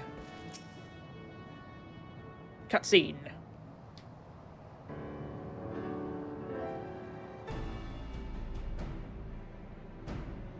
You need a dueling partner for putting on some show. The bloody executioners ain't interested in dancing for coin, lass. You'll have to search elsewhere. Of course, far be it from us to overstay our welcome. Though, if you know of any pirates who might be willing to take up our offer, not those of the executioners, of course, we'd be much obliged for aught you can tell us.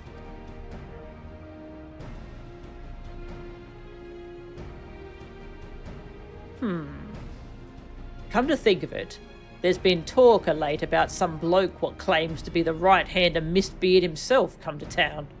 They say he spends most of his time at the Drowning Wench. Wears a red mask and calls himself Octobeard, if you can believe it. Octobeard, eh? Anyone who keeps company with Mistbeard is sure to make a worthy opponent. Thank you, sir. Much appreciated. Well then, shall we pay a visit to the Drowning Wench? Octobeard. That name's got to be a reference to something else from FF. A bloody odd name, if you ask me, that Octobeard. Being the supposed hand of Mistbeard, though. Can't imagine anyone's got the stones to question him.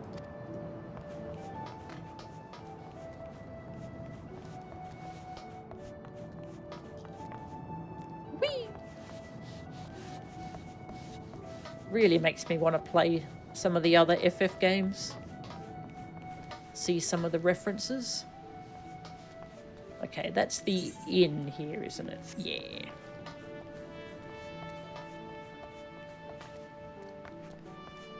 Featherrain! Ah.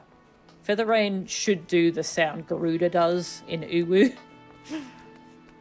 Just to, just so you can use it to troll people who've done Uwu.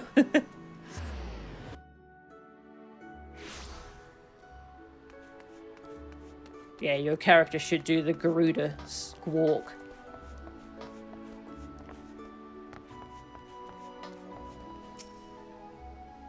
Can't imagine we can convince him without a fight, so I thought it only right I'd dress for the occasion. Best foot forward and all that. Now, where is this Octobeard fellow? Oh, I think I remember this. Been a little bit since I did these quests. I did them when they first came out last year. I be Mistbeard's right-hand man. Aye, I reckon that I am. Fuddling me cap afore, sneaking out the pub's back door. And nobody'll ever know.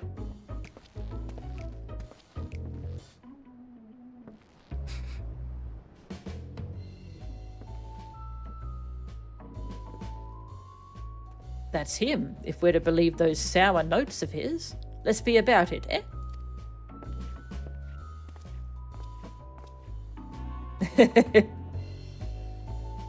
Huh? It's you! Oi, Octobeard. I'd like to have a word. If that's all right, that is. I don't care for your tone, you preening little shite. If it be a battle you're aching for, then I guess I'd better give it to ye. Outside by the Rogue River. 5 minutes.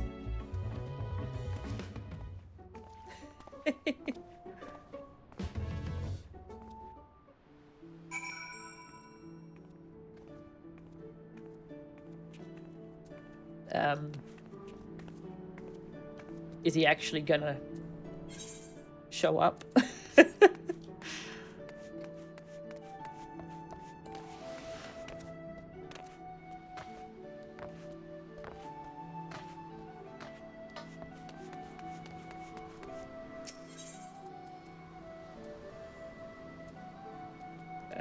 Middle. Yeah, Zephyr Gate. Crib.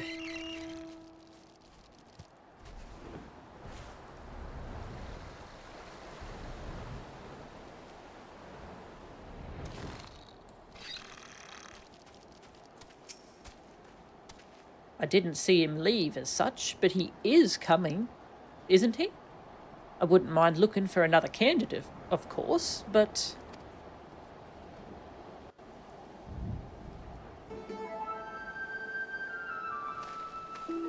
Oh, he actually showed up.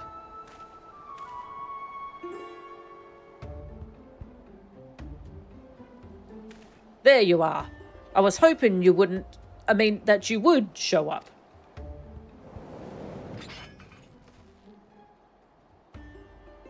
Aye, here I am. But there ain't no shame in turning tail, lad. Really. I wouldn't hold it against you for leaving. Right now.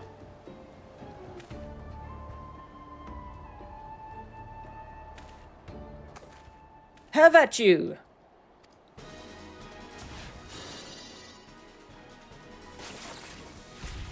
Martin's got eye lasers. Take this! Oh yeah, he's showing off some of the Shadowbringer moves. Which is pretty cool. And that!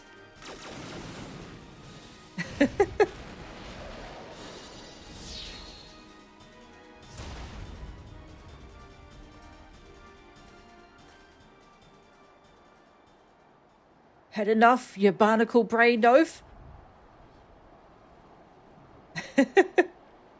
Is he alive?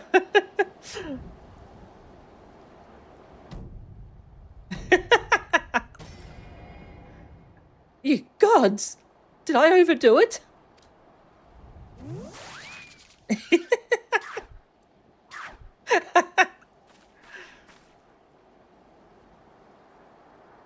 Well, he's still breathing. That's something, I suppose. Now, let's see who's under that mask. Oh, that was the that was the Sissel death pose from Ghost Trick. Well, yeah, it was pretty much that. Ass up in the air.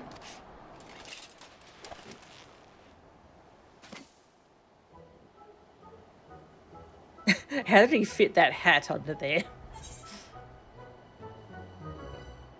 Just as I suspected. Tracked home. I know you. You're the one that claimed to have slayed Titan. Yes. He killed Titan.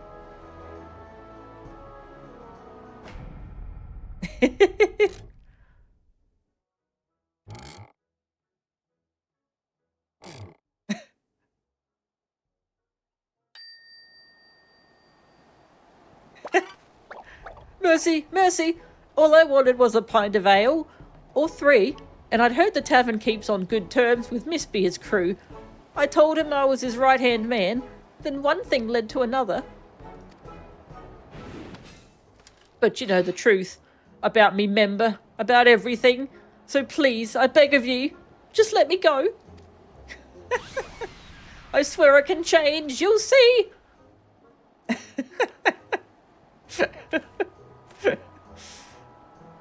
So he was an imposter all along. Pity.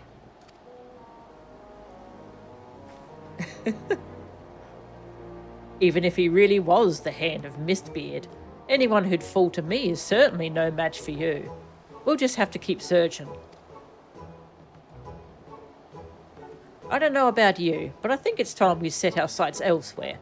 Could I trouble you to go back and report to Piandi and Uldar? I'll be sure to send word when I've found new prospects.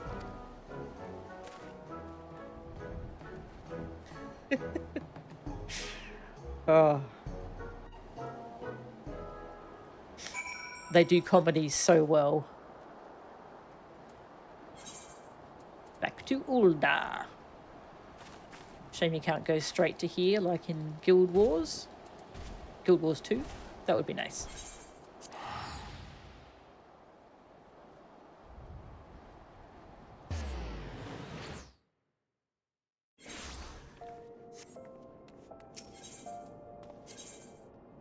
Miners Guild.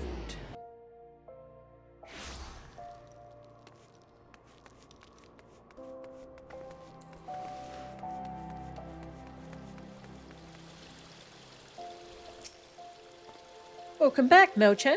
Any luck in Limsa Laminsa? Oh, that's quite unfortunate. Even so, Royce must be informed. But you let me worry about that. Before you go, though, it wouldn't do to send you off without any guidance in your Blue Mage training. As I recall, Martin said that Shiltrin would go a long way in bolstering your repertoire of spells. Come and see me once you've mastered it. Bum bum bum bum bum. Of course, I've got Shiltrin. I think you can... Where to learn Armorang? Yeah, you just get it from a random armadillo thingy. Yeah, they're pretty easy, the ones that you have to get for the quest line. Gridania's most wanted. Piandi still seems to be having an easy time managing the guild. Good to see you, Melchan. If you're here, then I take it you've finished studying that spell as Martin asked. Good. And your timing couldn't be better. I've a missive from Martin. He says he's found another promising candidate, this time in the Black Shroud. You're to meet with him at the Carline Canopy. I'd suggest you leave sooner rather than later, before he finds himself in trouble. If this candidate is as strong as he says, he's like to be in over his head. I suggest making for Gridania as soon as possible. Martin? In trouble? No way. Right, I can just return there. Save some money. Money, money, money.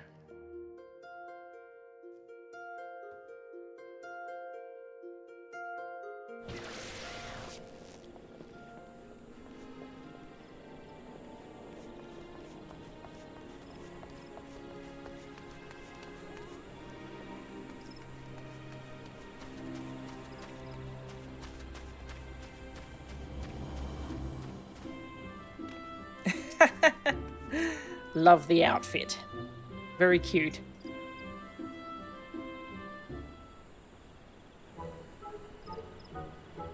We have tables available for anyone seeking refreshment here at the Carline Canopy. I highly recommend our freshly brewed tea or a bowl of our famous... No, Jen? Before you say anything, I've a perfectly good explanation. It's Royce's fault, and all her gill pinching. With what little she gave me, I could scarcely afford the trip here. Thankfully, working here at the Adventurers Guild not only covered my room and board, but also gave me the chance to listen in on the latest gossip. Word has it there's a notorious bandit at large, preying on merchants and travellers passing through the Shroud. They routed the Wood Whalers, and no one's seen hide nor hair of the adventurers who've been foolish enough to investigate. I assumed it was a veritable army, but no, it's all the work of a single bandit. Tell me that doesn't sound like a nemesis worthy of a Zero the Second? Surely you can't be serious. You want to hire a criminal? Really? Surely you can't be serious. What? It's not as if they won't be made to pay for their crimes first. Besides, thievery usually means they want for coin, don't it? With steady pay at the Masked Carnivale, they'd have the chance to turn their life around. At any rate, we need to stop them before anyone else does. Okay. I mean, his logic makes total sense. If they need money, then we can offer them money. That is to say, it'll all be nothing if they're apprehended. It'll all be for nothing if they're apprehended by the Wood Whalers. And our timing couldn't be better. My shift just ended. Meet me at the Bed Branch Meadows when you're ready. We can start our search from there.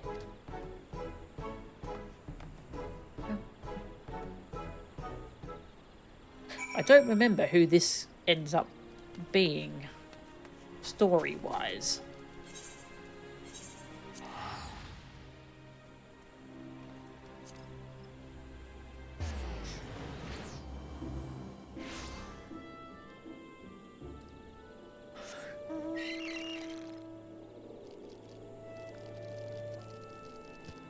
Scuttling noises.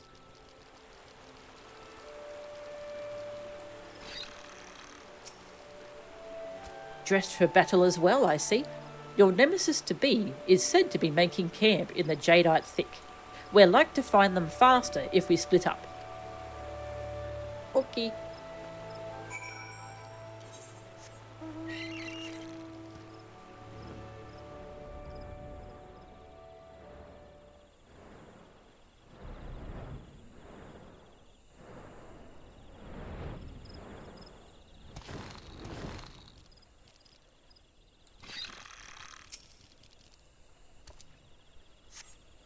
You see no sign of the bandit. Perhaps you will have better luck near Green Tier. I mean, there's a Wood Whaler sentry right there, so I doubt the bandit is going to show up here.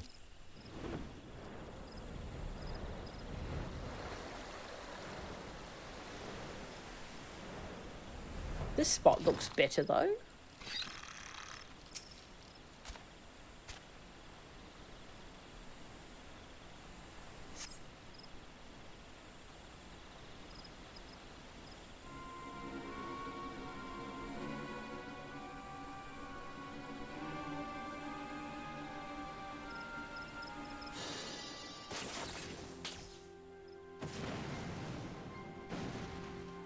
Oh, what's going on?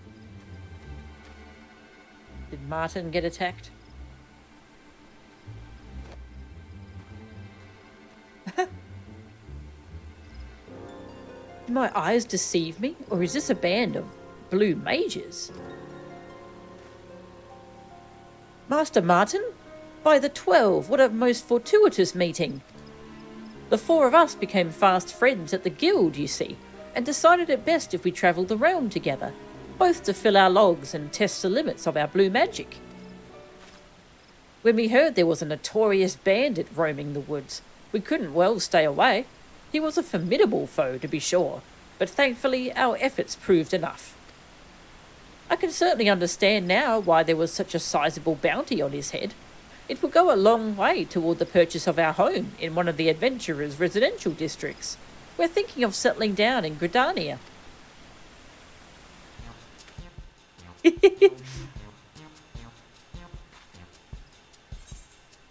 Bounty?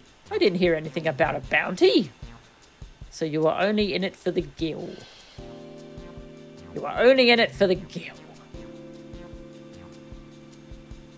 Don't give me that look. With how little Royce compensates me, how else was I to account for my expenses? That the bounty would have left me with guild to spare is just a happy coincidence. Are you... You are! Azura II! Your contests at the Celestium have been an inspiration to us all. Safe journeys, miss. I hope someday we might live up to your example.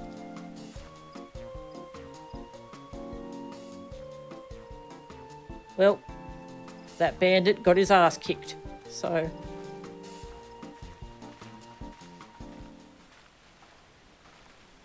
Rip to him.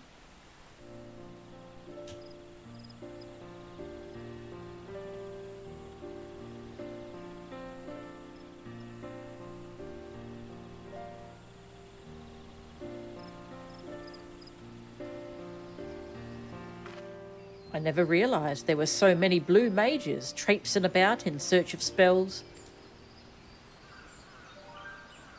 Yeah, you should check Party Finder. There's a lot of blue mages there. Just my luck.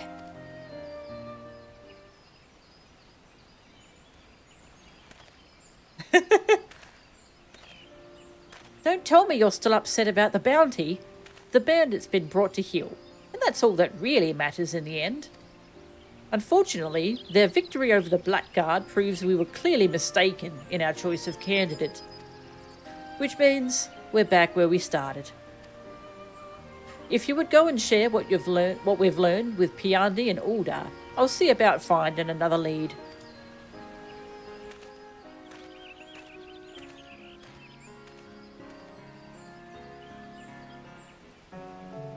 Very cute seeing other blue mages, though, that have learnt from him. Uldar. Back we go.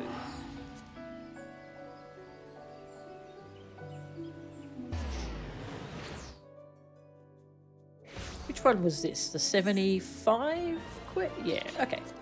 We're over halfway through this quest line. Well, this batch of quests. I suppose quest line would be all of the Blue Mage quests.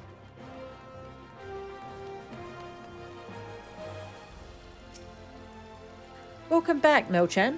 Returned with good news, I hope? I see.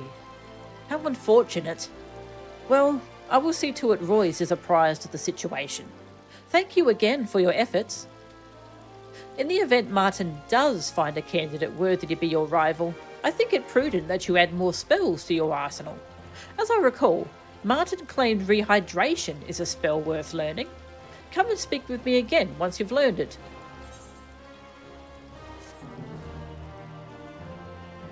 If he's having trouble paying for travel, can I, give him some Aetherite tickets or just some gil? Rehydration. Which one was that? Okay. Learn it in Armorang. From Armadillos. Again. Lots of armadillo moves. I don't remember if you learn both of these from the same armadillo. Maybe. No buts about it. Judging by Piandi's relaxed demeanour, you are beginning to think guild management is easier than Martin led you to believe. Well now, what have we here? You have the look of a woman ready for battle, which, I assume, means you've mastered rehydration.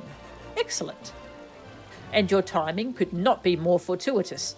Martin has sent word that he's found promising prospects in Ishgard and asked that you meet him there at once. He went on to say you're likely to find him spending time at the Holy Stables.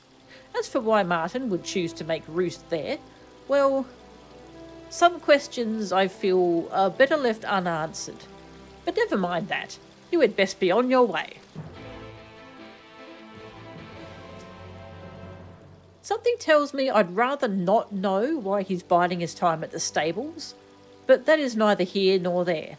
It wouldn't do to keep him waiting. To Ishgard.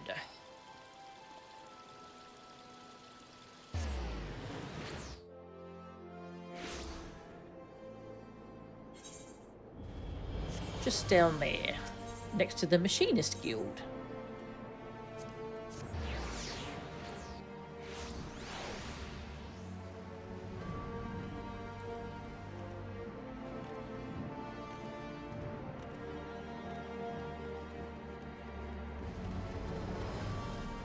Hello.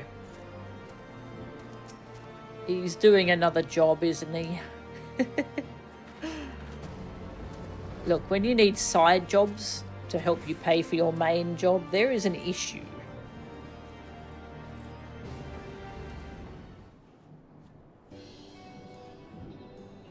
Who's the bestest boy in the stable? You are. Yes, you are. I really like Martin.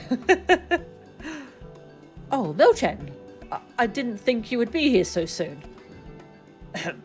As you might have guessed, my coffers have all but run dry, so I've taken up work here at the Holy Stables. Would that there wasn't so much to do here. I've scarcely found time to take up the search for your nemesis.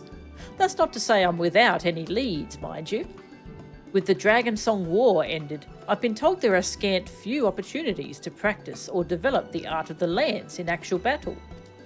So, to keep their soldiers' skills honed and spears sharp, tournaments are now being held at the Light Feather Proving Grounds. Surely a fighter worthy to be your nemesis could be forged in the flames of such combat? If we were to inquire at the last vigil, I'm sure some few there have spectated these matches to the very least. Or at the very least. You go on ahead. I'll be with you after I, finish my duties here in the stalls.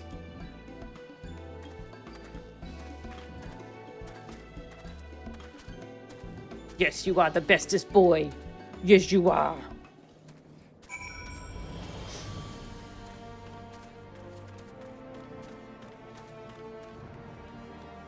Gather information. Oh, wait, where is this? Ah, okay. We're gathering gossip over near the manors. Man, it's been ages since I was in Ishgard. Lovely memories.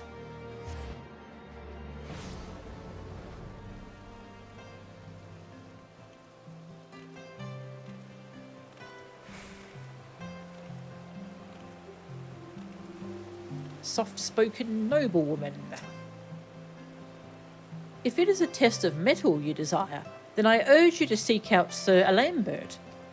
He is a knight without peer, and the very definition of a gentleman. Indeed, He graciously accepts any and all challenges.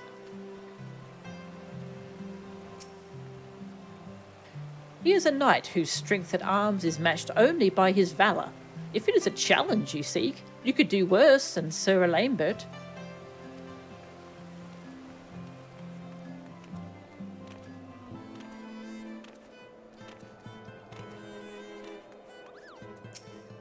Mirthful noblewoman. The fiercest of the tourney fighters.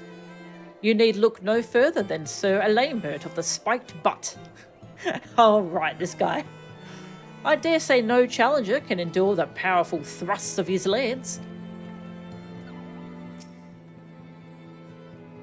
You would be hard-pressed to find a lance finer than that of Sir Lambert. Yeah, this guy shows up in Fate, in Western Curthus. I believe you can duel him, and you can also help him fight other things. Yeah, over in this zone, he shows up, and there's a few Fate names that have butt puns, of course.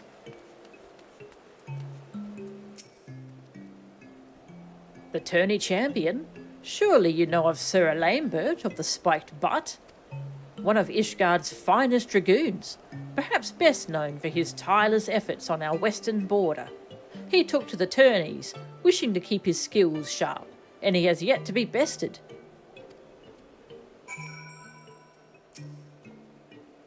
Do you believe yourself capable of besting Sir Lambert? That would certainly be a sight to see.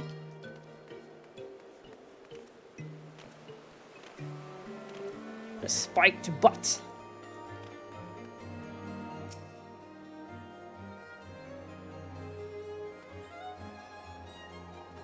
So, any promising prospects? Spiked Butt.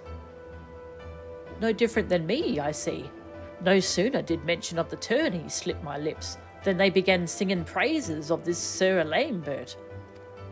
Clearly, he's the strongest fighter they have to offer, but there's still the question of whether he's stronger than me. Only one way to find out. As luck would have it, they're still accepting entries for the next tourney over in front of the Proving Grounds. Let's go and have a look. Oh, does he fight in the tourney? That would be cool. I don't remember. Fortomp Manor. Best manor.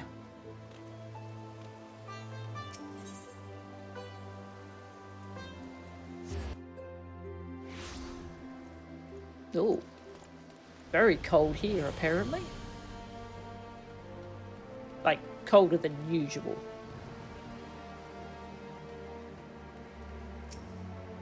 Excuse me, sir. How might I go about entering the next tourney?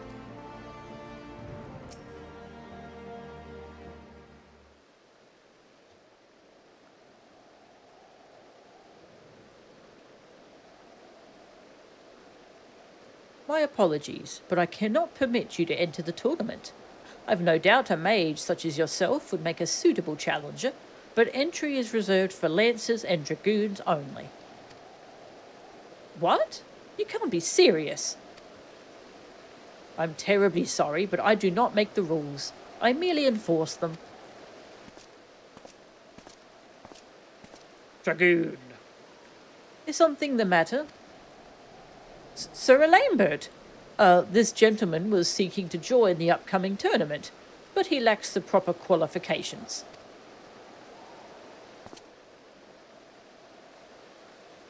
Ah, so you are the famed Sir Lambert. In my search for worthy opponents, I was told yours is the finest lance in all the Holy See.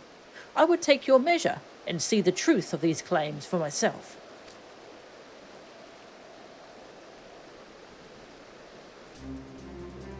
You have spirit, I'll give you that. All right, I accept your challenge. But Sir Lambert, to be perfectly honest, I've grown weary of the same opponents day in and day out. This could prove to be a refreshing and sorely needed change of pace. Have him placed before the first match of the tournament. And lest anyone protest, Simply call it an exhibition match. Something to whet the spectators' appetites. Yes, of course. Right away, sir. And what have we here? That I should have the privilege of standing face to face with the Warrior of Light. If you were interested, I should very much like to try my hand against you as well. Perhaps another time. We fought before in Western Kurthus, or don't you remember? Yeah, you can battle him in one of the fates. So this is a cool little reference. Ah, so we did. Forgive me. I often find myself inundated with challenges, and have a bad habit of forgetting faces in the thick of battle. If I'm not mistaken, our contest was interrupted. All the more reason we should fight again soon. Until then.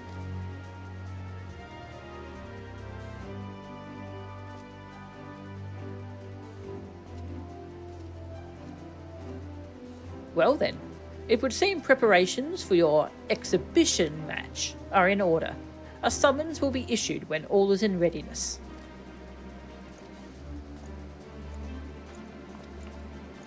I have a sneaking suspicion my predicament may have gone overlooked if not for your company. One of the advantages of having a world-renowned protege, I suppose. Now, I'd best go and get ready.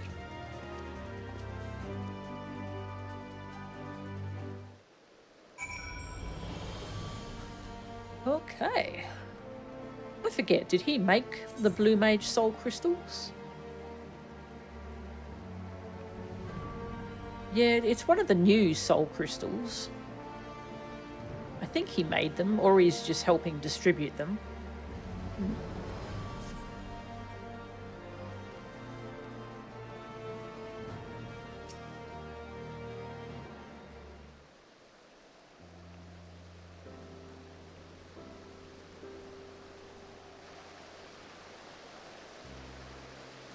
I'm starting to believe Sir Lambert may be every bit the fighter people claim him to be. In which case, I may actually lose. I realise the whole purpose of this venture was to find someone worthy to be your nemesis. Someone who rivals even my own strength. And yet, the thought of losing here, in front of you, disgusts me. Whenever I found myself outmatched, time and again you were always there to put down the beasts that I couldn't. And though it fills me with joy to see you grow as a Blue Mage, I'm not without my pride, without limits to the shame I can bear. You'll be fine, I believe in you. If you feel you can't afford to lose here, then don't. Just don't lose. Huh. I believe in you. I've gotten myself into a right fine mess this time, haven't I? But then, how else are we to find your nemesis?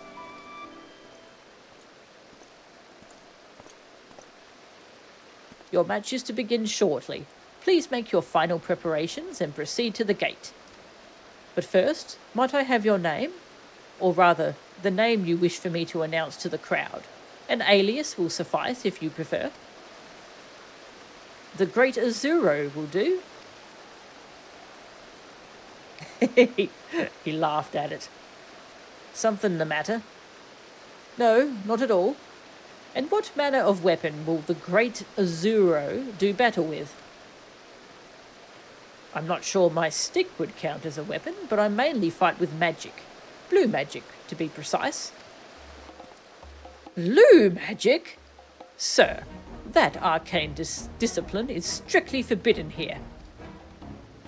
The last challenger who professed mastery of such arts paraded about the arena vomiting fire, fish, and all manner of unspeakable things. To say our patrons were displeased with their spectacle would be an understatement. And it is for that reason these tournaments were limited to lancers and dragoons. Welp. But the exhibition match was already agreed upon. It was indeed, and I do not wish to disappoint Sir Lambert. Yet I must also consider those come to witness your contest. That is why I will introduce you as a mage hailing from Uldar, a traditional mage, who would not dare wield anything so crude as blue magic. If you do, consider the match forfeit. Welp.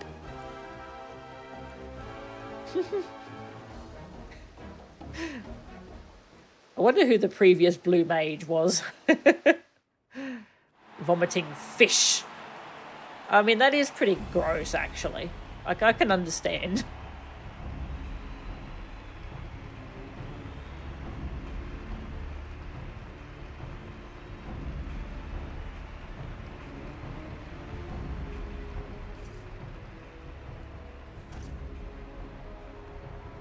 Ladies and gentlemen, tonight we've prepared a bevy of battles that are certain to shock and amaze.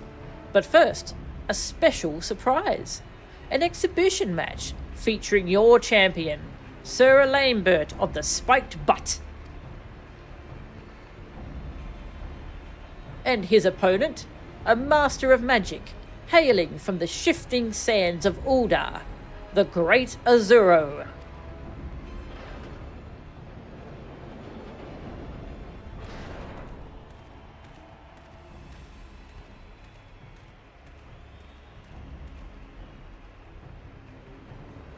Do they really intend to do battle in that ridiculous costume?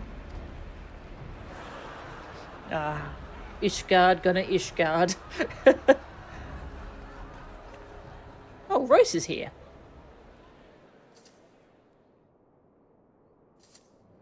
Begin! Oh, how I've been waiting for this.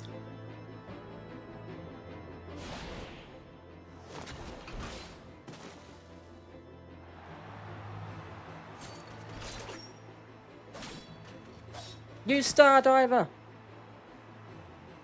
Why do you not fight? Have you no magic to show me?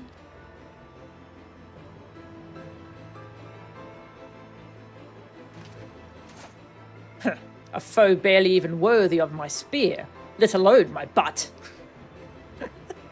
They're just leaning into it and it's great. I swore blue magic is the only magic I would ever use. But if I'm to win this, let us put an end to this. Oh.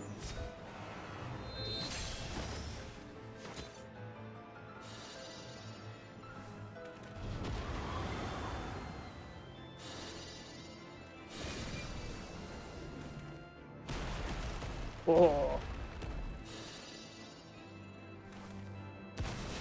Woohoo!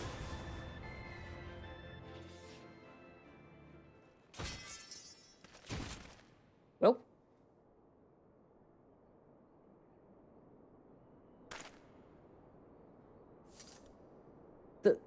The winner is the Great Azuro.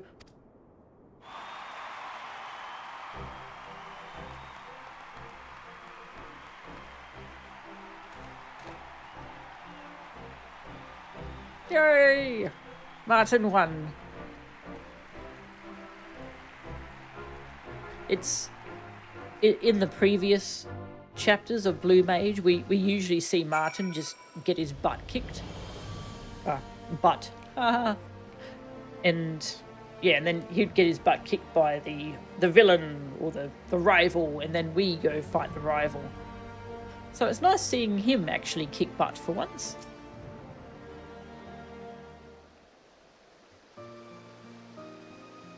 Well, that was closer than I would have liked. I can scarcely remember the last time I fought without blue magic. At the very least, it's reassuring to know I've not grown soft with my other magics. That was quite the display. In all my days, never have I faced a mage so formidable. It would seem my training has been sorely lacking. Indeed, if my butt is to be worthy of its name, I must train a great deal harder.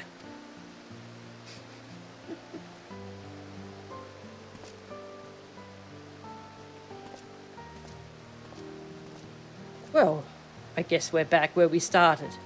At this rate, I don't think we'll ever find you a suitable adversary. I wouldn't be so sure. Royce, what are you doing here? To be perfectly frank, I was beginning to question if you really were searching for her nemesis, and so I came to see for myself how you've been faring. I see. And what exactly did you mean you're not so sure? Anyone with eyes could see I was clearly the victor in that match. Which is precisely why you shall serve as Melchan's rival. Yes. Martin. If I had known you had mastery of other schools of magic, and with such devastating proficiency, I may well have suggested as much sooner. Now hold on a minute. You're not really suggesting I stop using blue magic, are you? Everything I've learned has been in service to bettering my blue magic spells. I'd never be a match for her without them. Oh, I'm certain you will make the best of it. You always do. Make the best of it? Now, let us return to Ul'dah. There is still much work to be done.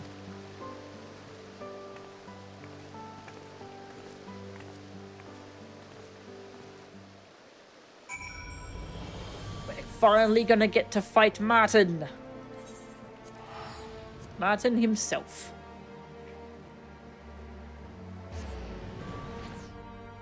Like, he is a very impressive blue mage. Honestly, the number of spells he knows. He learnt a bunch of new Shadowbringer spells before we did. How did he get those? Yeah.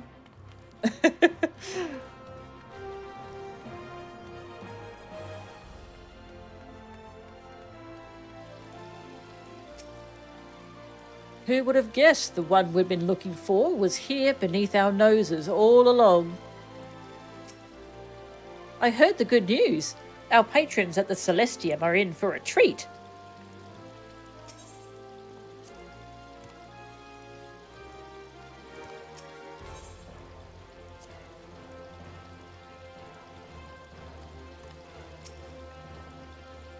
It's good to be back in Ul'dah, but this is not at all how I expected to make my return. There is still much to be done before your debut at the Celestium. All in good time, my dear. All in good time. Oh, I can hardly wait. The clash of Melchan's azure might with Martin's magic.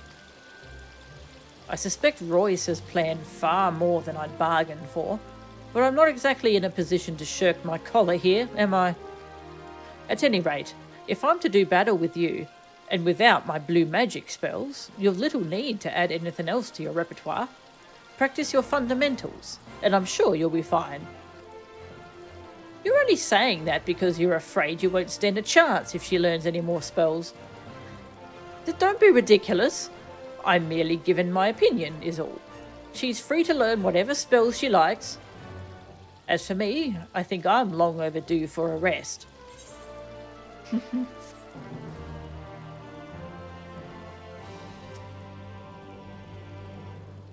To be honest, it's hard to picture Martin as a villain, even if he's only acting.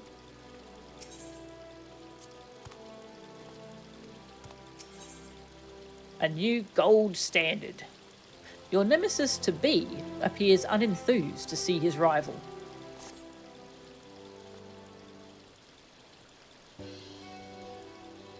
Melchan, you're looking well. By that look in your eye, I take it you're here for more than a little friendly banter. Well, you'll be glad to know I'm duly rested from our venture to Ishgard. Still, I'd be lying if I said I wasn't feeling a little anxious. You have nothing to be concerned about, Martin. Preparations at the Celestium are all but complete. As we speak, artisans are putting the finishing touches on your new costume and accoutrements. And fret not, Melchan, You shall have new attire as well. 'Twas a most difficult endeavour, to be sure, but thanks to a most generous benefactor, everything continues to proceed apace. Speaking of whom, I should very much like for you to meet them. If we leave now, we should be able to find them at the husting strip. The husting strip? Who could she be working with that frequents a place like that?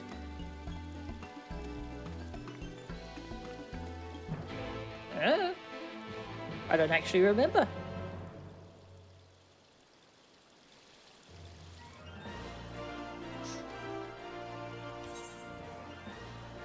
Where was that? Oh, okay.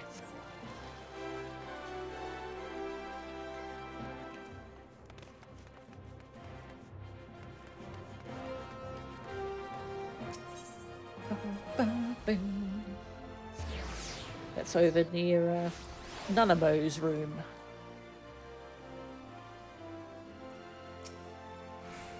Who do you think this mysterious benefactor could be? Oh, I can hardly wait to meet them. How much financial support do you think she needed? And what did she promise to receive? What did she promise to receive it? If you would wait here a moment.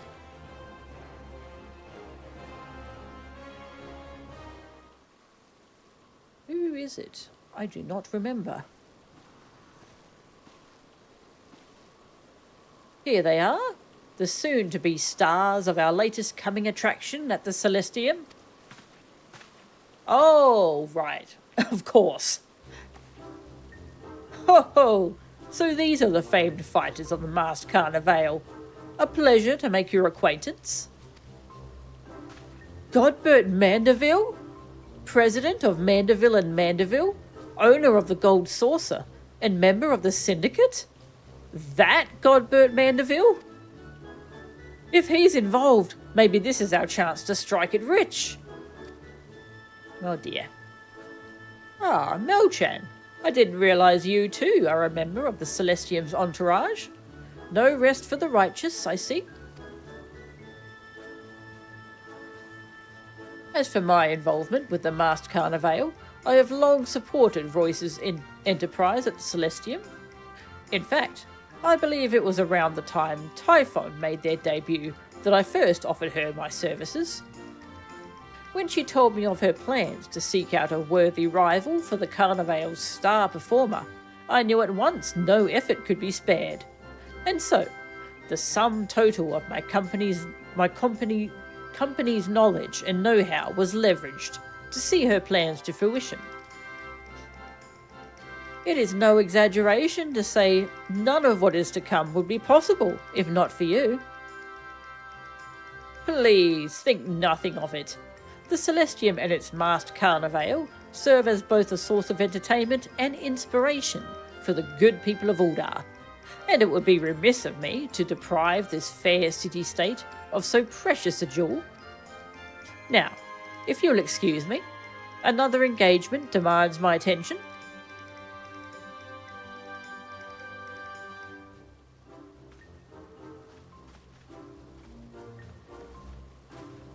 Now that introductions are out of the way, we may see to costume fitting and a test of your new equipment. So Godbert has been funding this for quite a while. I have a feeling Royce is getting quite rich. And Martin is not. Because Royce sucks. Oh, the new Blue Mage outfit. My, don't you cut a striking figure?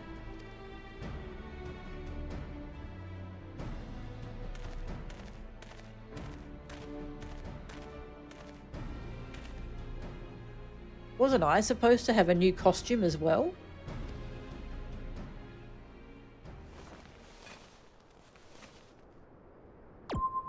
Ooh.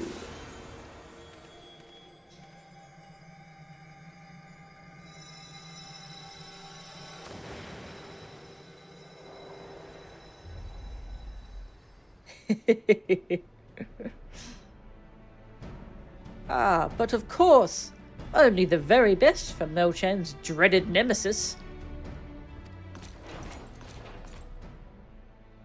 The diabolical Goldor!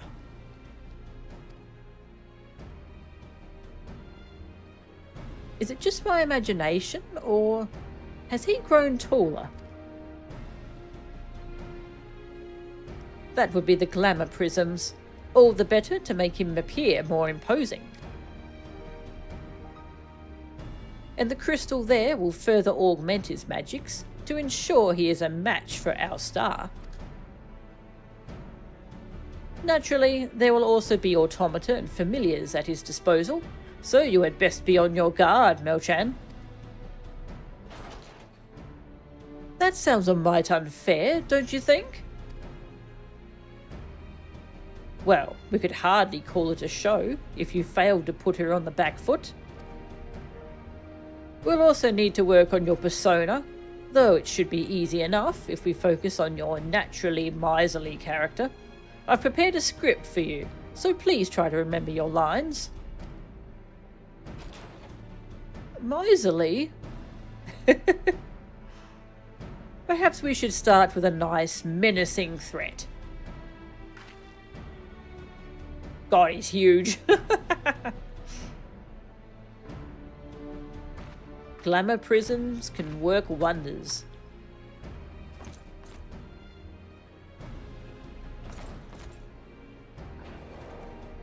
You think you know pain?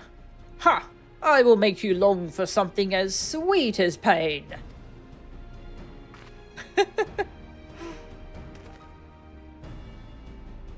Marvelous. Simply marvelous.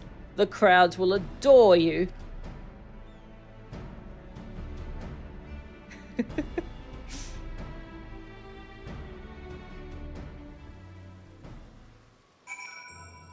Goldor has to be a previous Final Fantasy boss, right?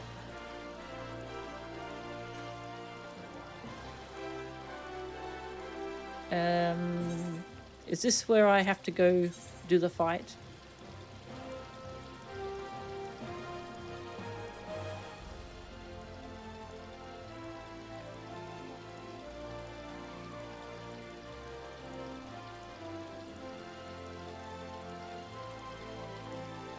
It has a green tick.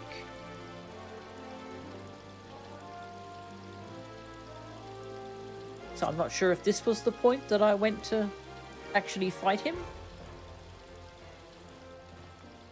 Oh, well, I'll show the fight now just to ensure I don't mess up the timeline. Yeah, so that unlocks a new Masked Carnivale fight. Number 32, a golden opportunity.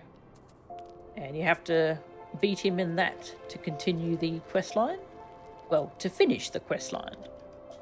I'm just going to Google Goldor to see what other games he showed up in.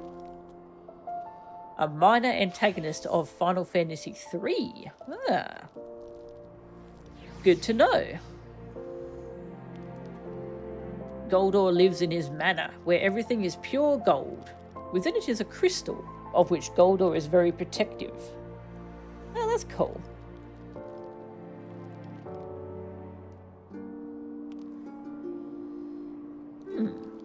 So FF3 reference. Okay, so I already did this fight. And I recorded it. So I'll just go find the VOD. Blue Mage 1. Is this the fight?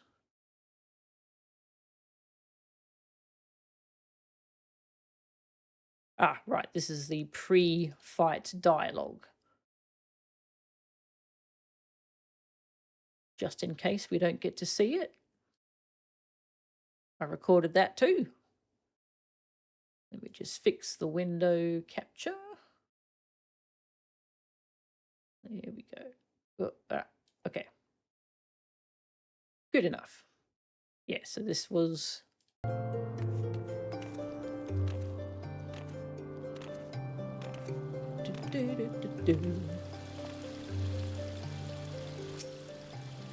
By the sounds of it, Royce has afforded Martin more than an unfair advantage, so don't worry about holding back.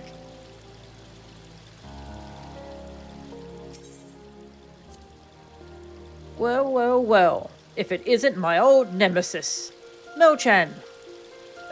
Still trying to wrap my head around this villainous banter, but don't you worry, I'll get it eventually.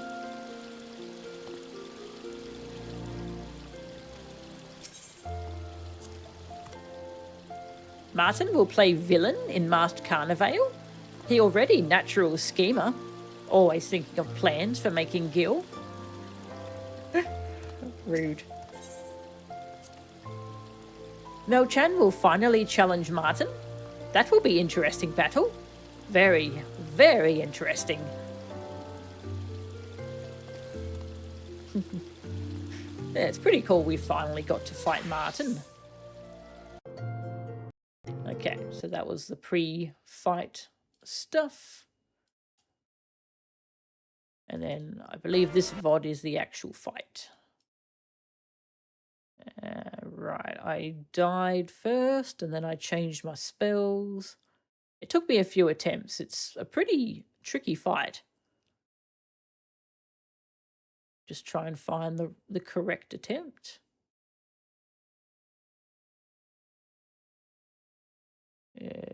This one, I think. Yeah.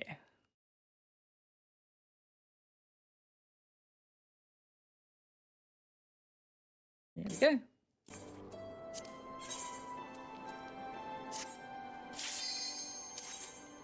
Yes, this was my recorded successful run.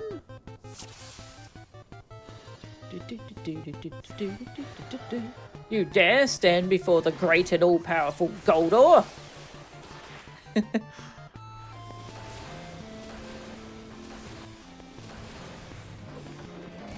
I love that we finally got to fight Martin. And then, yeah, he uses a lot of different elemental spells to follow up on the not using blue magic kind of thing.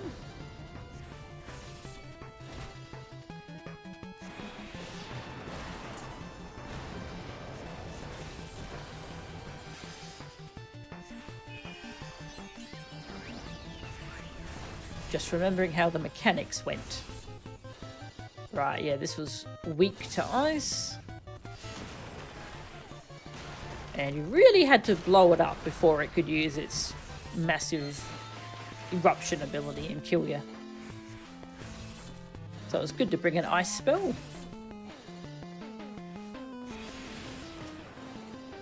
Right, and this makes a whole bunch of fireballs that are going to explode, so the idea is you destroy one of them.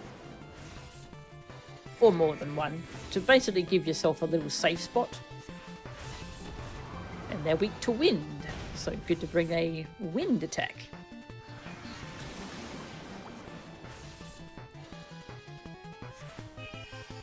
Goldor Gravity.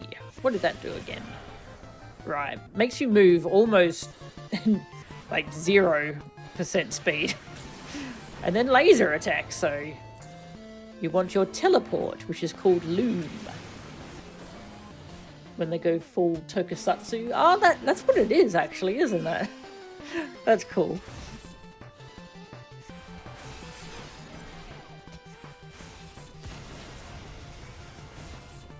Thunder, which you can dispel with exuviation.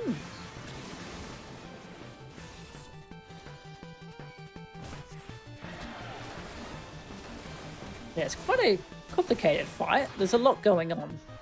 Yeah, you want to interrupt Goldor Blizzard 3, or I think you get frozen in place for quite a while, and then he casts a fire AoE and murders you.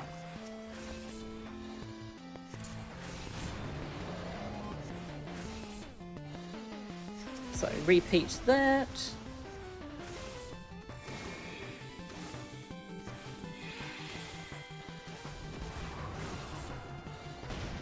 I think you only need to destroy one of those balls of fire to make a safe spot. I was just playing safe here. And then gravity again. Yes, this is just phase 1. There's another phase after this. Now you need to teleport. Yeah, so there's an achievement for this fight. Oh, I was a bit late teleporting there. So there's an achievement for this for... what was the achievement? It was for using one spell of all 6 elements throughout the fight. At least one of each. Fire, earth, wind, water, ice, and lightning. And, oh right, in phase 2, there's a particular thing that you have to do.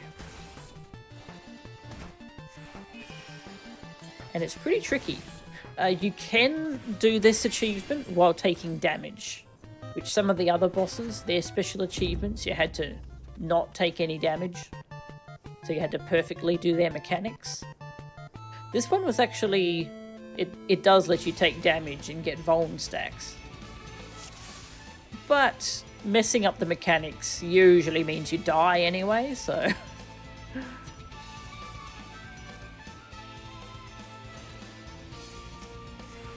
Especially in phase 2. Impressive! But you are still no match for the power of my crystal. Yeah, so now he pulls out the crystal. And starts summoning things.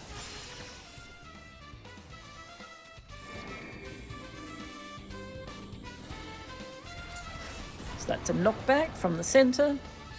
And then the robots do these overlapping AoEs. A few save spots you can use.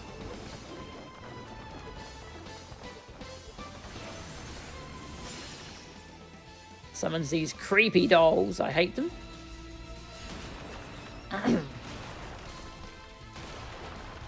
Right, and they do eye lasers. Yeah, which you need to diamond back. I forget if you can survive that without diamond back or not. It's pretty mean, though. And then big circle AoE, or is it a knockback? I think it's a... Oh yeah, draws you in, and then does a circle AoE. Yeah. Which will nearly outright kill you.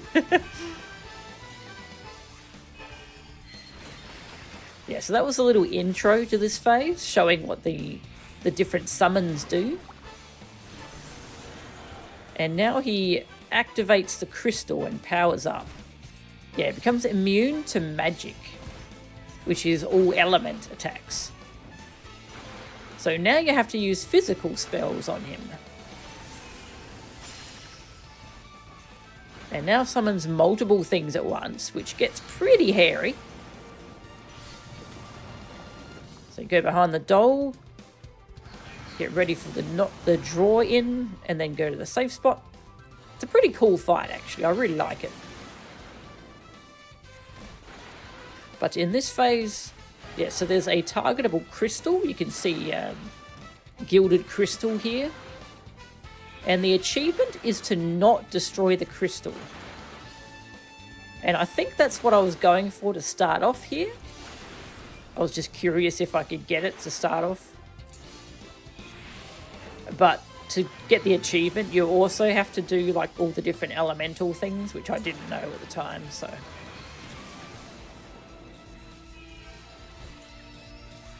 So you really need to be prepared to do the achievement. And the achievement is what unlocks the ability to buy the umbrella. The umbrella weapon. I believe it's called the Gentleman's Umbrella. Yeah, I can show it once we go back to gameplay. Goldor Rush. So this move is mean. I never found a consistent way to deal with it. Most of these AoEs are consistent, but there's circle AoEs. The electric ones that spawn wherever the hell they want.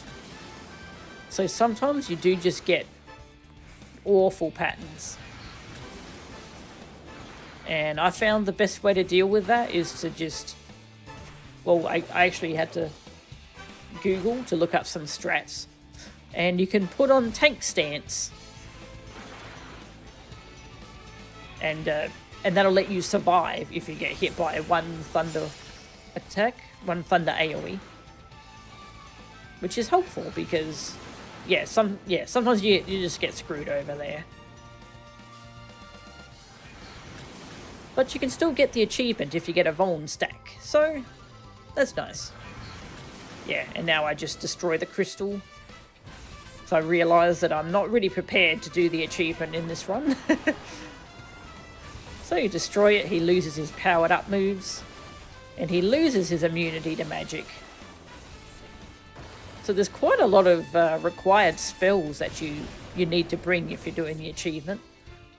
One of all 6 elemental types, and then also strong physical moves for phase 2, because if you don't destroy the crystal, he's just immune to all those magic spells you brought. And you have to deal with all those spawns, and you have to deal with the Goldor Rush move. And that's kind of the loop before you destroy the crystal. Summons all those things at once, and then does Goldor Rush. So what did Goldor Rush do? When you just... okay. Looks like it's the same, actually, even after you destroy the crystal. Interesting.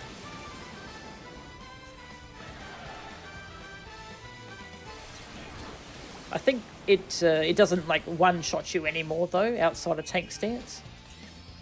Because he's not powered up anymore. And I don't think he can use summons anymore. Oh no, he can? It must just be really easy ones.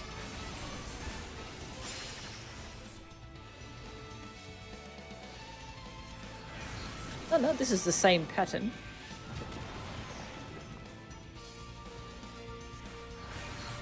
Okay, so it looks like it's actually the same patterns. It's just after you destroy the crystal, you can do more than just physical damage. And he stops one-shotting you. Okay, so it's still the same fight. I'd forgotten what happens.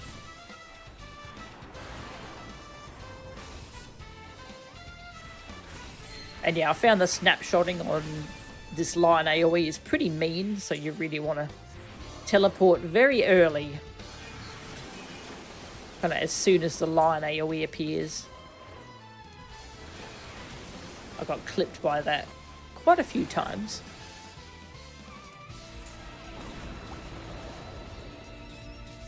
But yeah, really fun fight. My only complaint with it is the randomness during Goldor Rush of the lightning AoEs. Everything else is consistent. The lion AoE gets pointed at you.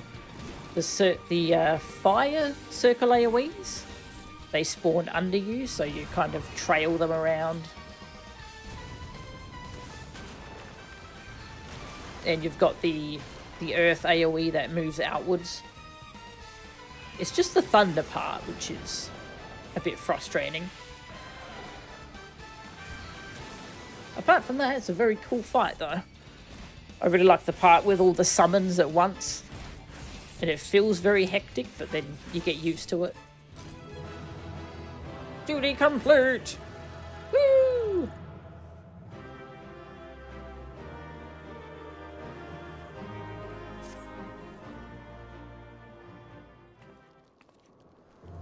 And that's the fight. Pretty cool boss.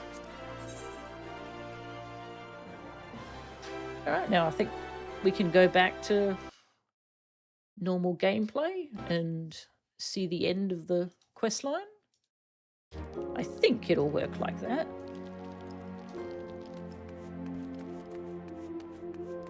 Oh yeah, so this is the umbrella.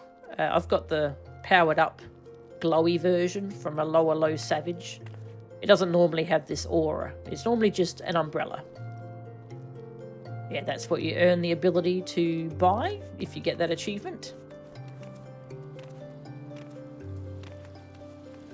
And you can buy it from here, I believe. Yeah, Gentle Mage's umbrella for 800 allied seals. There it is. It's an umbrella. I mean, that's great. Why wouldn't you want an umbrella? You don't actually open the umbrella, but Sure. 69,000, nice. Oh, I didn't notice that. That's great. What color? What part of the umbrella changes with dye? Oh, it's the main part. Okay, so it dyes really well. That's cool. Oh yeah, so that's an achievement worth going for. It's pretty fun. I must confess, this Goldor character suits Martin quite well.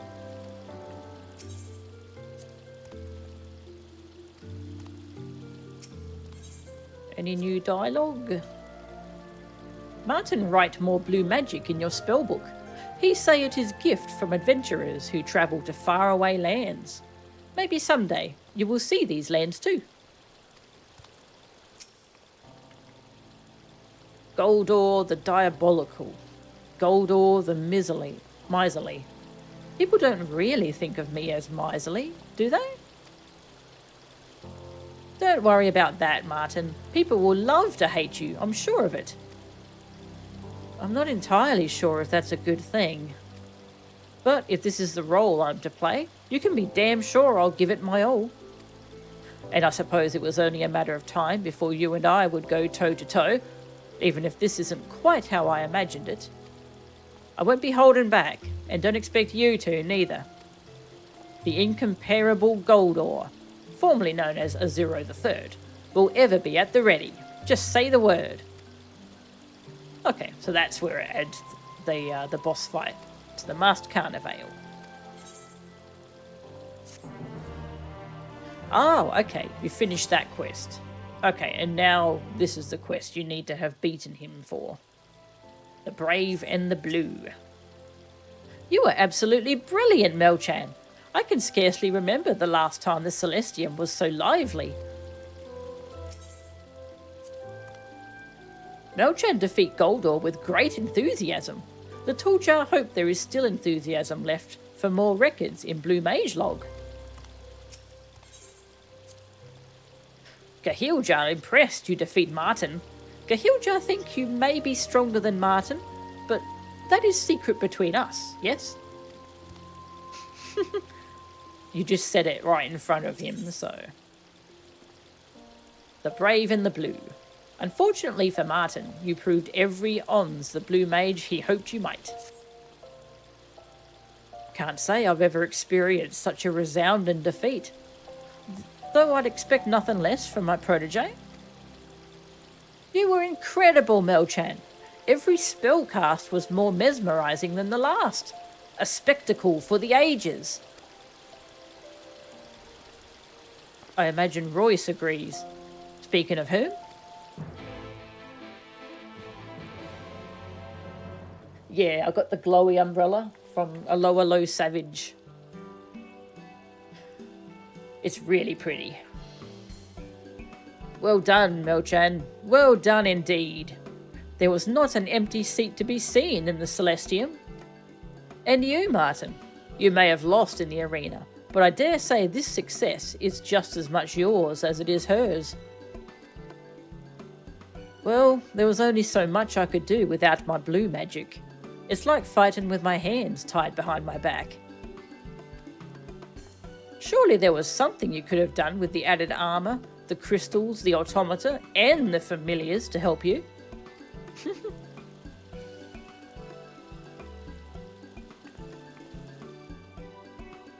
Before I forget, Royce, I've been meaning to talk to you about the terms of my position as showmaster. As I recall, I'm to receive 3.5% of all earnings from any event featuring Melchan's nemesis. Is that right? Yes, you were. If you were the showmaster, it would be remiss of me to burden you with the position when you already fight opposite our star performer. You will still receive the payment commensurate with your role in the show, of course. But my title, my commission. Well, I suppose technically you did find her nemesis, and you've saved us the trouble of hiring new staff. The Celestium can afford you 1% of the earnings. I hate Royce. She sucks. 3%. Surely you jest. 2 then. 1.5. My final offer. Can I just, like, vomit fish on her until she gives a better offer? With that settled, there is paperwork to be drawn up, and a number of other duties that yet want for tending. I look forward to your next appearance in the masked carnival.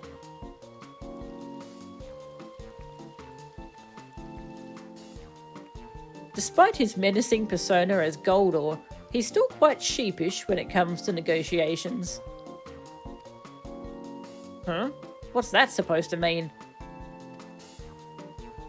Oh, nothing. Nothing at all. I had better be going as well. If I'm ever to be a match for the dreaded Goldor, I had best get back to my training. Training. Being the Celestium star performer and all, I'm willing to make exceptions for you, but I won't stand for any more of my students besting me in the masked carnival. Looks like I had better brush up on my magics as well. And, as strange as it sounds, playing the villain's been quite liberating. A chance to break my usual decorum and throw caution to the wind. Maybe someday you'll feel inclined to take a walk on the dark side too, eh? Just know that if you do...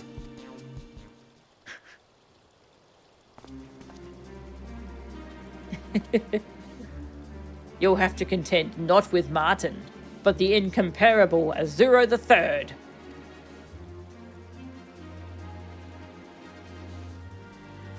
I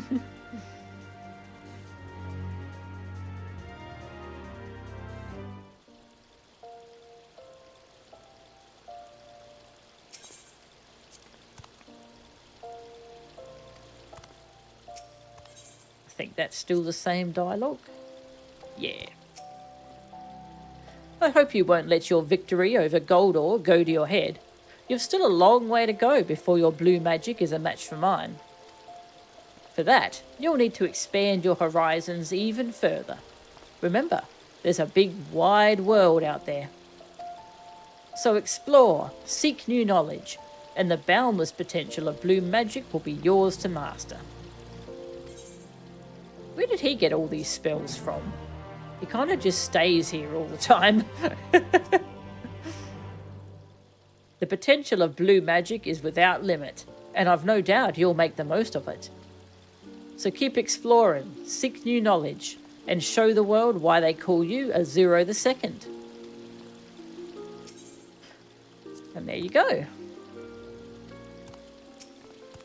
That was the 4th Blue Mage chapter. I really liked that one. It was fun just focusing more on Martin. Yeah. CPS quests. Yeah, there we go.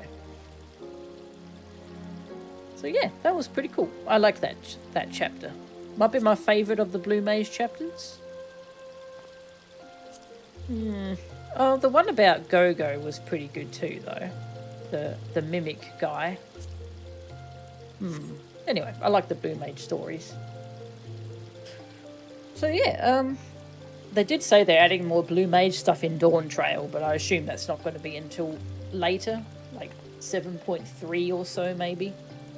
But it's going to be pretty cool because in Dawntrail we're going to the new world, that's where Blue Magic came from.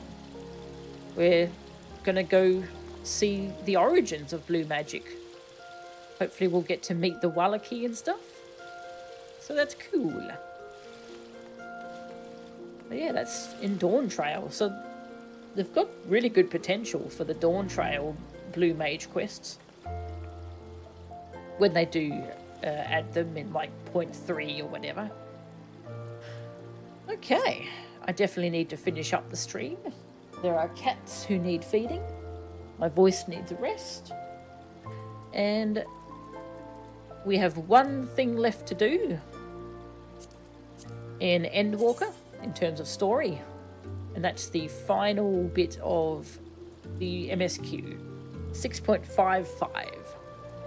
So that's what I'm going to stream next, when one door closes, and that'll lead us into Dawntrail, which comes out less than 2 months from now. So that's cool. So yeah, thank you for watching. I'll just see if there's anyone I want to raid. Oh, is Saku still going?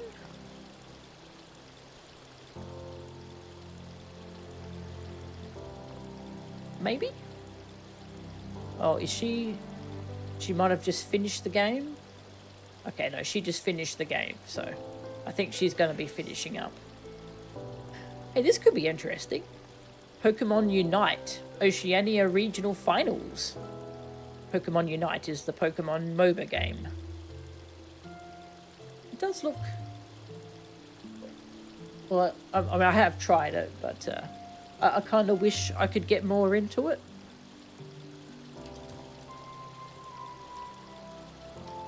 It doesn't deal with lag very well, so I can't play with my friend all that well, sadly. But it could be fun to watch. Yeah, thank you very much for watching. And next time, we'll be either doing the final MSQ of Endwalker, or will be my raid on Monday night of Mount Rockon. Yeah, thanks for watching, and I'll see you next time. See ya.